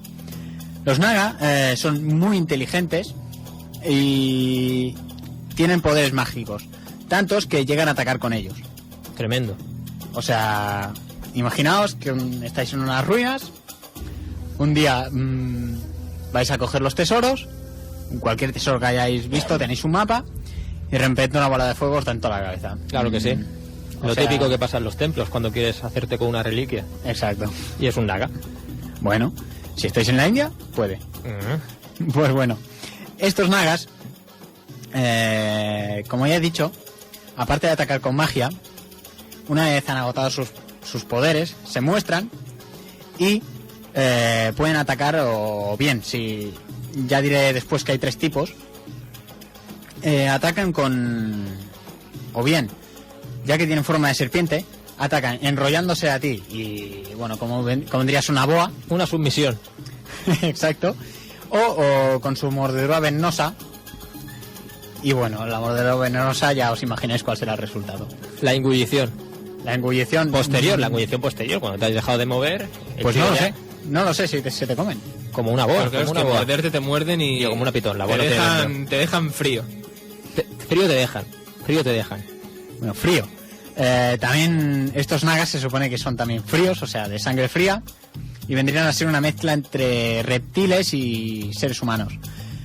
Pues bien, como ya he dicho antes, hay 3 tipos de naga. Los primeros tendrían una parte baja de serpiente, normalmente de una cobra, de la que salen varias cabezas, obviamente de serpientes. Estas suelen habitar en aguas dulces y rara vez atacan, a no ser que se vean amenazadas.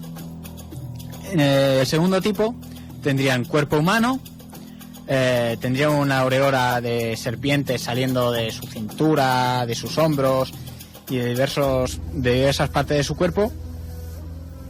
Y estos naga tienen una naturaleza noble, y tan noble que suelen avisar a los seres humanos antes de atacarle, e incluso una vez ya les han atacado y los han matado, llegan a enterrarlos, o eso es lo que dicen algunas historias. Nuestro último tipo, el tercero, tendríamos que tienen una parte superior de hombre, serían los que más se parecen a un hombre, y cola de serpiente. Se les suele relacionar con la sexualidad y la seducción. Estas nagas son perversos, causan daño a todo aquel que se les acerca a menudo y muchas veces sin previo aviso, al contrario que los del segundo tipo. Y en estos, la mirada, otra vez recurrente, es capaz de paralizar. Como una gorgona, vemos que el mito se reproduce y persiste a lo largo de los tiempos. Pues sí. Además también... Ojo, que la gorgona, ahora que caigo, en la cabeza tiene muchas serpientes, como las colas del naga, ¿no? También, que tenía muchas. Pero claro, supongo que podrían ser interpretaciones del mismo animal en distintas zonas. Pues bien, yo a mí el naga siempre me ha parecido una criatura que tiene bastante de criptozoológico, porque se dice que podría habitar no solo en la India, sino también, como he dicho al principio, en Vietnam o en Tailandia, y quizás hiciera referencia no a un ser serpentiforme, sino a una especie de reptil, quizás con 4 patas, por eso no lo de serpentiforme, aún no catalogado. Se dice, por ejemplo, quiero recordar que es en Vietnam, o por todos aquellos países donde pasa el río Mekong, que tal río, o más bien dicho, su cauce, fue causado cuando el rey de los nagas, o un naga muy poderoso, decidió huir y mientras huía excavó todo el río ese.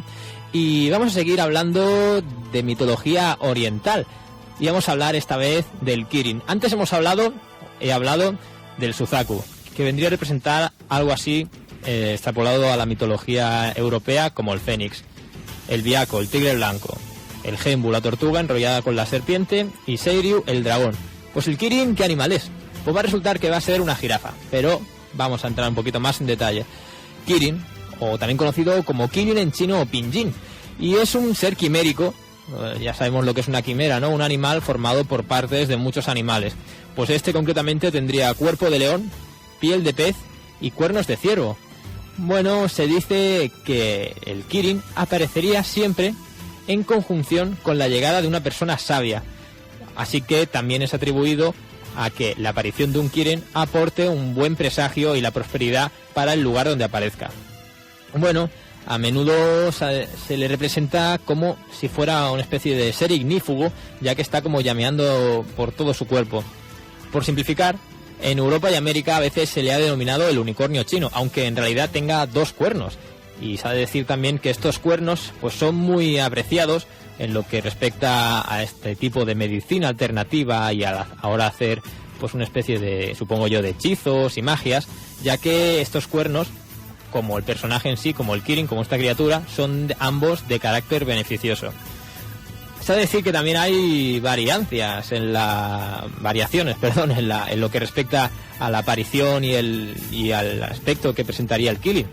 Bueno, a veces se dice que aparecería pues concretamente en la dinastía Ming, pues como una especie de cebú, ya sabéis, esa especie de bóvido con unos cuernos muy grandes y con una especie también de cuerpo de dragón, y con esos 2 cuernos concretamente en llamas, prendidos.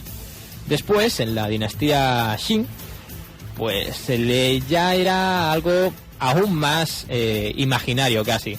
Era algo así como hemos dicho, con cabeza de dragón, con cuernos de ciervo y, quedémonos con esto, que esto es un detalle importante, con una piel que parecían escamas de pescado.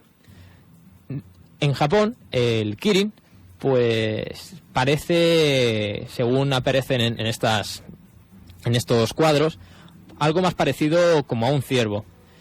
También se ha de decir que en lo que respecta a la forma de dragón con rollo unicornio, un dragón con un solo cuerno, como hemos dicho, solo sería en la cultura europea. Pero también en Japón aparecería así, pero en vez de tener cola del cebú, de bóvido, tendría cola de león, perdón.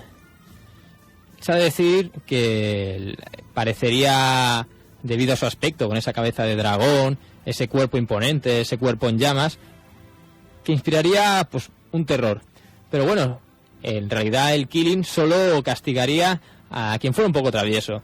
Se dice que puede andar sobre la hierba, quedemos con estos detalles, sobre la hierba sin perturbarla. Puede evitar el ataque de las espadas y incluso puede caminar sobre el agua. ¿Qué animal puede caminar sobre el agua, puede evitar las espadas y puede caminar sobre la hierba sin perturbarla? Después llegaremos. El comportamiento de la criatura, más allá de su aspecto, como decíamos, y debido a ese atributo que trae la paz en el país donde aparece, o en el país, o incluso se dice que en casos más concretos, que puede aparecer en el recinto de una casa, en tu jardín, a veces te aparece un kirin, pues eso quiere decir pues que a lo mejor no vas a tener que pagar el recibo del agua ese mes. Bueno, se ha de decir que el comportamiento y la dieta concretamente de este animal no incluiría carne, ¿vale? O sea, es un animal herbívoro, que anda sin perturbar. Bueno, ya lo he dicho al principio, podría ser una jirafa. Bueno, anda sin perturbar la hierba, más que nada porque podría estar comiéndosela antes y con lo cual no llega a las patas. No, exacto, que al ser tan alto, el animal, pues las patas de una jirafa, todo lo estamos viendo, pues no las molestaría. Si algún guerrero lo quisiera atacar con una espada, pues cuesta, ¿no? Porque es un animal alto. Y eso de que podría caminar sobre el agua... Pero eso pues, de que no perturba la hierba no lo entiendo. Es una metáfora. No lo sé, yo tampoco lo acabo de entender. Vale, mucho. porque a ver, huellas, una jirafa deja. Sí, vale. Y lo del agua, pues si se mete una jirafa, pues intenta pegarse un bañito, pues supongo que el cuello le permitiría pues respirar. Por eso... ¿Qué hace la jirafa en Oriente? Ahora llegaremos. Y sabe decir, como está diciendo, que esta aparición de criatura mágica del folclore implicaría que en esa área iba a aparecer dentro de poco un líder muy bueno, que iba a aportar la prosperidad a esa región. Bueno, la realidad es que las referencias primeras referencias del killing están escritas en un llamado libro de Zuo Xuan del siglo V a.C.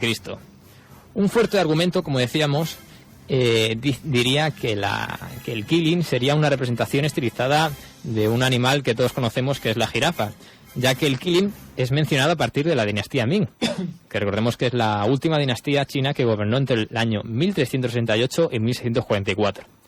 Su primera referencia dataría aproximadamente de los viajes de Zheng He, ya sabéis, ese almirante chino que se atribuye un descubrimiento previo a América, previo a Colón, y bueno, se sabe del viaje de Zheng He por África Oriental y que, bueno, cuando regresó a China se ve que como presente llevó 2 jirafas. Se sabe también que estas 2 jirafas fueron llamadas curiosamente killings, ¿no? En quizás honor a esa criatura que ya se sabía constancia desde el siglo V antes de Cristo. El emperador proclamó las jirafas criaturas mágicas cuyo captura pues evidenciaba la grandeza de su poder en todo el mundo. Este argumento es sostenido por algunos atributos del killing, como su dieta vegetariana, su naturaleza tranquila y, bueno, pues su reputada habilidad, como decíamos, de pisar la hierba sin perturbarla. Bueno, el killing también se describe como si tuviera pues unos cuernos como un ciervo, ¿no? Y una piel como si fuera unas escamas de un dragón o de un pescado. Bueno, es decir, todos tenemos en mente la imagen de una jirafa, que la jirafa no es que tuviera cuernos, sino que tendría una especie de cuernos característicos, sí, recubiertos de pelo, que son los llamados hocicons. Y la piel nos encontramos con un patrón de coloración y de formas, que es el llamado pues una teslación, que es una, bueno, pues si no tenéis la imagen ahora de una jirafa, pues las características de esa teselación es que las figuras, entre figuras no pueden quedar huecos y que estas figuras no se superpongan entre ellas, algo que podría recordar a escamas. Bueno, pues ¿podría ser una jirafa? Puede ser. Y por eso actualmente en Japón y en Corea a las jirafas se les sigue llamando kirin. Sin embargo, el lado opuesto dice que el kirin, como hemos podido deducir, en un principio se aparece en un libro del siglo V a.C., es que fuera un mito ya existente y su nombre fue tomado y aplicado a las jirafas. Además, las jirafas tienen cuellos mucho más largos que en las descripciones que aparecen en los libros o en las estatuas representadas de este animal. Sabe decir también que existe una especie de danza llamada la danza del kirin, que digamos que en el rango de importancia de las danzas chinas es la segunda, solo hecha una danza que solo sería pues superada por la danza del tigre y la danza del dragón. ¿Cómo se caracteriza esta danza del kirin? Pues son unos movimientos muy rápidos, con unos, como si fuera, pues como si pegara golpes muy poderosos con la cabeza. Y bueno, pues nos quedamos ¿qué pasa con este animal? ¿Qué intentan representar con esta danza? Un animal que pega muy fuerte. Después nos encontramos con esta referencia que podía tratarse de una representación de la jirafa cuando aún no se conocía. Hombre, un chino que no está acostumbrado a ver jirafas por ahí, pues ve una jirafa y dice, esto tiene que ser algo súper Yo poderoso. soy mucho más partidario de la hipótesis, digamos, que desmiente. Lo digo porque me parece mucho más creíble el hecho de que sea un animal que por algún azar o por cualquier razón sea un animal mitológico que se puede parecer a un animal actual. Yo creo que esto no tiene ningún mérito. La casualidad es así, la imaginación humana a la hora de imaginar posibles animales, posibles quimeras, tampoco da para tanto. Y bueno, ¿por qué no se iba a poder parecer a una jirafa? Es más, creo que lo que ha sucedido es que este nombre existente ya para este ser ha acabado dando nombre a la jirafa, pero que ya que ellos veían a este animal nuevo, desconocido, y se parecía a un animal mitológico suyo, pues le ponen ese nombre. Pero ¿para qué inventar uno nuevo? Pero ¿quién no te dice que la primera referencia de este bicho en el libro ese del siglo V a.C. no es más que una descripción hecha en el siglo V a.C. de una jirafa? Sí, de una jirafa, ¿dónde? Porque se supone en África, eso está claro, pero ¿quién no te dice claro. que no viajó vale, a África? Vale, porque, bueno, eso podría ser, que alguien viajara a África y luego escribiera ese libro, pero de ahí a decir a sacar teorías conspiranoicas, de decir que no, que en realidad la ciencia miente y que la jirafa ha habido siempre en Asia, pues no sé, yo en eso ya es que ni me pronuncio. Pero te quedas con la jirafa. No me quedo con la jirafa. ¿No? Yo me quedo con que es un ser mitológico y que ya está. Y a falta de pruebas de que realmente hubiera un viajero, digamos, prominente como este que escribió el libro o lo que sea, que viajó a África, si no hay testimonio de eso comprobable, me parece mucho más plausible la otra opción. Pues yo apuesto por una jirafa. ¿Quién no te dice que un tío viajó a África, vio una jirafa y se quedó todo loco? ¿Quién no te dice? Pero ¿quién te lo puede demostrar? Bueno, fijaos en el baile. ¿Cómo es el baile? Dando golpes con la cabeza, ¿no? ¿Habéis visto alguna vez las jirafas pelearse en el National Geographic? ¿Hacen eso? Se pegan con la cabeza, no exactamente, se pegan con el cuello. Con el cuello. El otro cuello. ¿Qué animal herbívoro de manada no se pega golpes en la cabeza? Tú ves los ciervos y se pegan con la cornamenta, tú ves los toros y se pegan con la cabeza, porque es que ¿con qué otra cosa se van a pegar? Tienen mucho más manejo con el cuello y con la cabeza que no con las patas, que las tienen apoyadas en el suelo. Claro, por algo no son bípedos. Si fueran bípedos, un canguro, por ejemplo, se pega guantazos con los brazos, porque no los tiene que tener en el suelo. Pues no, es un kirin, una jirafa. O al menos es lo que vendría a representar ahora. ¿O un ser mitológico? O un ser mitológico. En Japón ahora a la jirafa se le llama kirin. ¿Y bien, Edgar? Pues bueno, ahora me toca hablar a mí y hablaré sobre Amarok. ¿Sabéis quiénes son los Amaroks?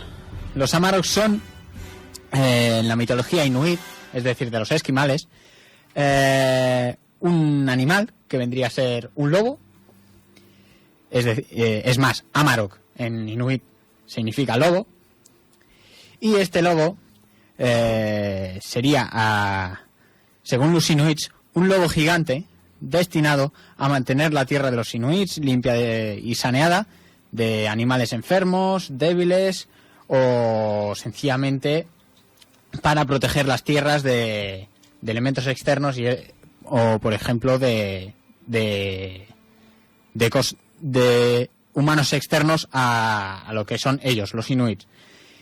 Y bueno, la descripción de este lobo sería de lobo tal y como lo conocemos, solo que de un tamaño más grande. Esto, en mi opinión, puede ser debido sencillamente a que todo lo que sea protector o lo que sea de cualquier tribu tiende a sobredimensionarse. Y bueno, más que decir de la Amarok, sencillamente una correspondencia criptozoológica que sería el Wohila, una especie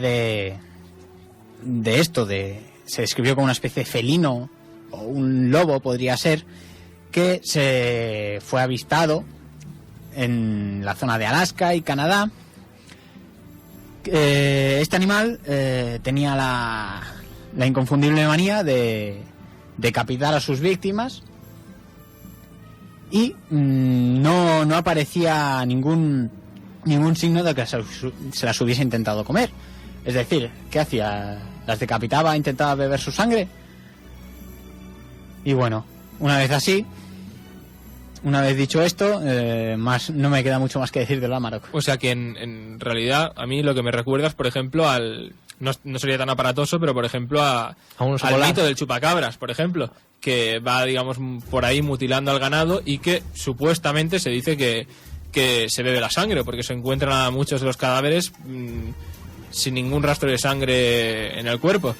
Pero bueno, yo voy a volver a Escocia con una tradición que está un poco relacionada, al menos temáticamente, con la última que comenté de estos seres, ¿no?, que protegían a estas tribus de la frontera estadounidense con Canadá, y que había comentado que extrañamente eran como los guardianes, por así decirlo, de las buenas costumbres en el sentido católico, y pues que eran como esta especie de seres que se encargaban de que los indios realmente se comportaran como cristianos conversos que eran en esa zona. Bueno, en este caso vamos a hablar de otra cosa relacionada con las iglesias y con la introducción mucho más anterior que no con los indios del cristianismo en Escocia. Estamos hablando de un personaje que se llamaría el Grim de la Iglesia. De por sí ya el Grim se considera que es una especie como de espíritu de tipo goblin, que es digamos que es neutral, amoral, ¿no?, que va a su aire y hace las cosas sin ningún acuerdo más que lo que él considere que en ese momento ha de hacerse. No atiende razones. Pero en cambio, el Grim de la Iglesia, estaríamos hablando ya de un ser que adopta la apariencia de un perro negro, y hay que quedarse con este dato porque luego es compartido por muchas otras culturas y otros lugares, de un perro negro que se dice que se encontraba siempre en los cementerios y que solía verse por las noches en los cementerios, rondando por allí. Un perro negro bastante grande, que por las descripciones que se hacen recordaría, por ejemplo, a los típicos Rottweilers, ¿no? Cabezón. Bastante cabezón, grande, corpulento y con no muy buen humor.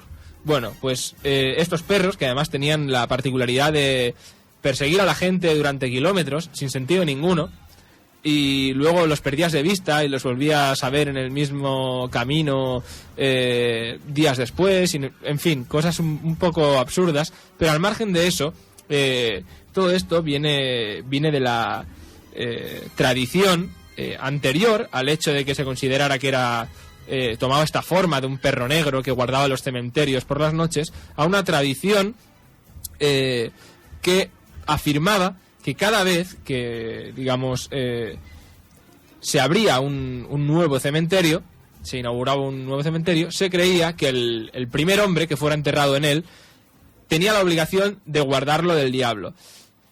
Pero también hay otra variante en las Highlands, en concreto, de Escocia, porque lo que comentábamos antes es más bien de las Lowlands, la primera tradición esta de que el primer enterrado tiene que guardarlo, sino en las Highlands ya, digamos, eran un poquito más amables con esta obligación, porque se decía que cada vez que se iba enterrando uno es como si iban turnando. El último enterrado se encargaba siempre de hacer un poco como de espíritu guardián del cementerio.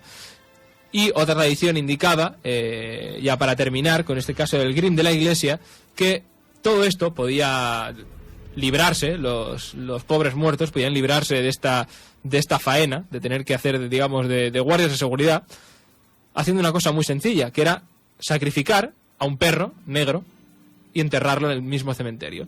De ahí la leyenda del Grim de la Iglesia, de estos fantasmas de perros enormes negros guardando los cementerios por las noches.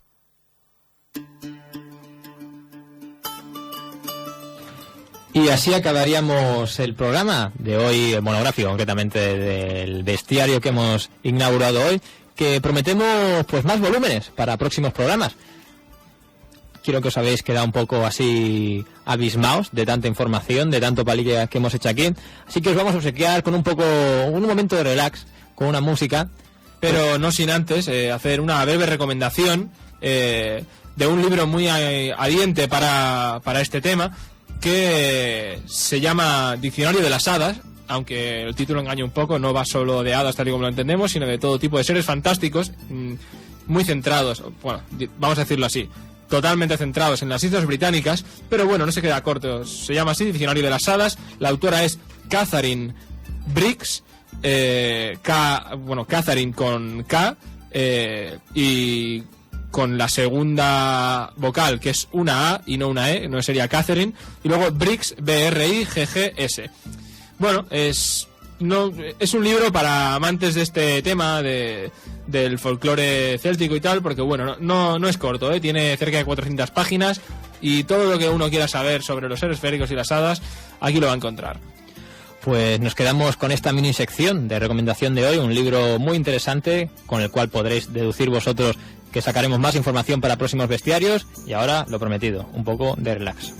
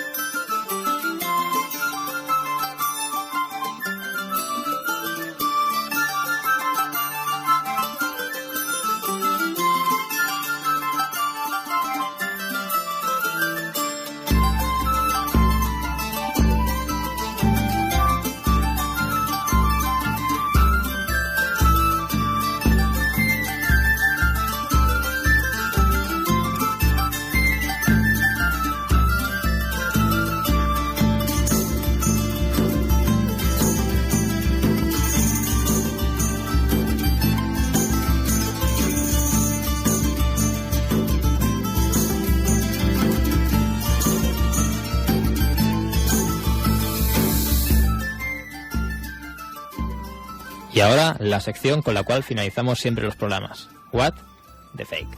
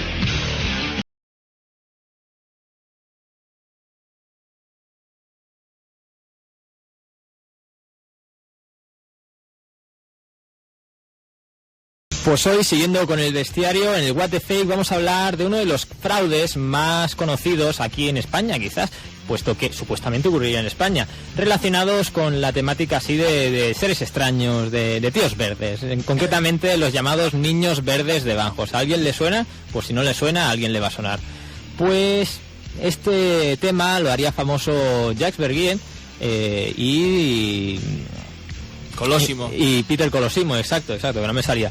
Y lo figuraría en sus libros como algo cierto referente pues a seres imposibles que existirían en la Tierra o más bien seres extraterrestres que estarían conviviendo con nosotros. Estos autores utilizarían esta leyenda, porque es una leyenda de origen británico, para justificar la existencia de seres terrestres desde el principio de los tiempos. ¿De qué va esta leyenda? Pues va de que en un pueblo español llamado Banjos, que se situaría, no se sabe ningún punto concreto, hay fuentes que dirían que está en Barcelona, otras en Alicante, en Murcia, en Cartagena, es decir, por el Levante español. Pero no está catalogado, ni existe ningún pueblo en España que se llame Banjos. Pues bien, ¿qué pasaría? Pues que una mañana, de una cueva, unos mineros, hay fuentes que dicen que son unos mineros, hay fuentes que dicen que fueron unas personas, ven salir de esa cueva a unos niños, a un niño y una niña, que tenían la característica de que eran verdes, verdosos, y tenían una ropa así de un material desconocido. Lo más curioso es que estos niños, más curioso aparte de que eran verdes, no sabían hablar bien y parecían así un poco como desnutridos, así que los alojaron en una casa y estaban bajo la custodia de un tal, el juez Ricardo de Calno, Ricardo da Caldo, Ricardo Calno, Ricardo el Calvo. Hay una variedad increíble de nombres sobre una misma figura. Bueno, pues nada, estos niños se quedan con esta persona, a la que vamos a llamar pues da Caldo, ya que es la versión más extendida, y no saben hablar, pero les empiezan a pedir comida que no era otra que vegetales, zanahorias, lechugas, pimientos, todo verde, ya que ellos eran verdes. Pues con el tiempo estos niños empiezan a hablar y relatan que vienen de un mundo que estaría en el interior de la Tierra, de esas cuevas de las cuales salieron, un mundo en el que no habría sol, o sí una especie de tenue luz, con lo que ellos se refieren que estarían viviendo en un eterno amanecer. El niño verde de Banjos, recordamos que es una pareja, un niño y una niña, presentaría síntomas de estar bastante más enfermo que su hermana y finalmente tiene la desgracia de fallecer. Pero la hermana, pues supuestamente, pues se queda ahí con el alcalde, se queda en el pueblo, o hay otras fuentes que dicen que la hermana regresaría a ese mundo interior. Un caso muy curioso, ¿no? Un caso patrio, ¿no? Qué importante tenemos aquí. Uno de los claros ejemplos de que hemos sido visitados por seres intraterrestres, unos seres verdosos. ¿Tú qué opinas, Daniel? Sí, seguro. Pues yo te diría que no, suceso triste y lamentable, porque ojalá fuera verdad esto, pero no lo es. No lo es porque literalmente es una copia, un plagio, de una crónica medieval que hizo un monje británico, concretamente del monasterio de Yorkshire, que se llamaba Guillermo de Newbridge, ¿vale? Ahora vais a ver lo flagrante que es esto. Yo no sé si esto se lo transformaron a Jacques Vergier y él se lo creyó con otros nombres, o si él deliberadamente hizo tal bulo. O que se lo creyó y lo puso por rellenar el libro. Pero es que es muy flagrante, porque, vamos a ver, el suceso según la crónica medieval, y también relataba Ralph de Coggeshall, sucedía en un pueblo de Suffolk, en el condado de Suffolk, en un lugar llamado Santa María de Wolfpitch, ¿vale? Pues bien, aquí, como siempre, la historia cuenta lo mismo. Unos habitantes del lugar se encuentran a un niño y a su hermana en la entrada de una caverna, ¿vale? Estamos hablando a todo esto a finales del siglo XIX. No, esto es siglo XII, siglo XIII, la crónica medieval. Exacto, la tuya es del siglo XII, pero la extrapolada al territorio patrio aquí, supone que es el 1887. Sí. Vale, pues en este caso es eso, se encuentran estos niños en una caverna, como no, que son verdes y tal, y los llevan, como no, a la casa, al castillo de un caballero. ¿Cómo se llamaba este caballero? Pues el señor se llamaba Sir Richard de Calne. Ah. Da Calne. que sería como una especie de apellido así heredado de los normandos, así un poco afrancesado. Podemos suponer que cuando se le atribuye aquí al nombre a este Ricardo juez, da Caldo, pues es que es un poco de suposición. Es un poco de a qué juega usted, ¿no? Con estas bromas. Se le podría haber currado un poco más. ¿Qué más? Lo llamado Pues Mariano. las coincidencias llegan hasta el punto de que eso, les ofrecen pan de todo tipo de alimentos, pero ellos no los tocan, no quieren. Y además, lo único que deciden comer es cuando alguien les lleva allí judías recién cortadas. Ah, como los niños verdes que se lo comían judías. Con su tallo, además. Entonces los niños pues hacen señales de que sí, de que eso sí que lo comen. Son como los hijos del gigante verde, del maíz. Sí. Bueno, además de eso,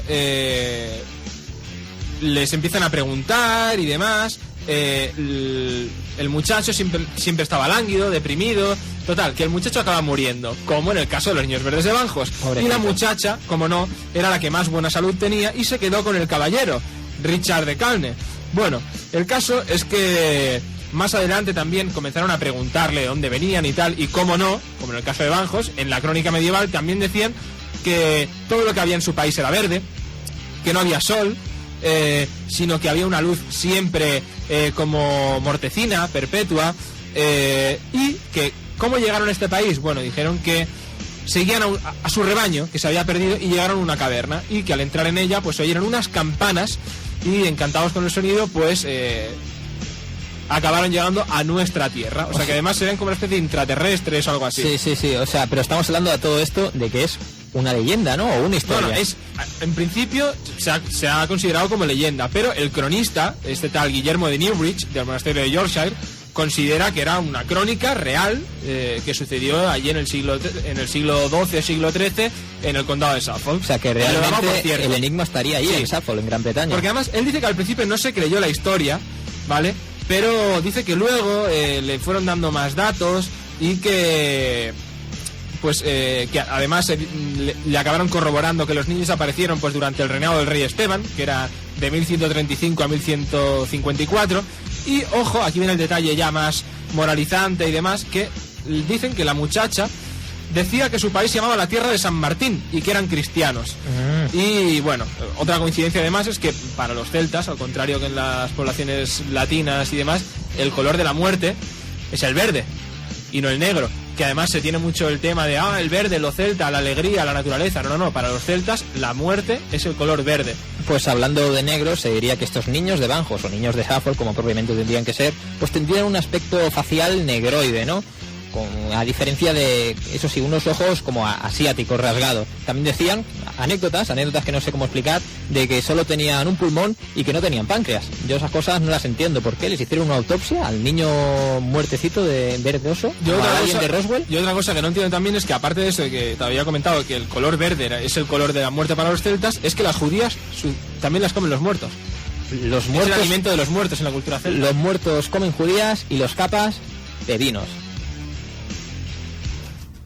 Y nos vamos a ir despidiendo del programa, sin antes deciros que pues tenemos un podcast en internet, que es poniendo podcast Terra Incógnita en Google o en iVoox, donde lo tenemos alojado, IVOOX, encontraréis pues una selección de los que consideramos son los mejores programas, y también tenemos un mail. Pues sí, es terraincógnita.radio@gmail.com, y un blog. También tenemos un blog que sería terraincógnitaradio.blogspot.com, y nos podéis oír todas las noches en la página edenex.es, EDENEX, y a partir nos hacemos competencia nosotros mismos, somos así, de 10 a 12 de la noche, y también tenemos una página de fans, si os queréis hacer, si os hemos gustado, en Facebook.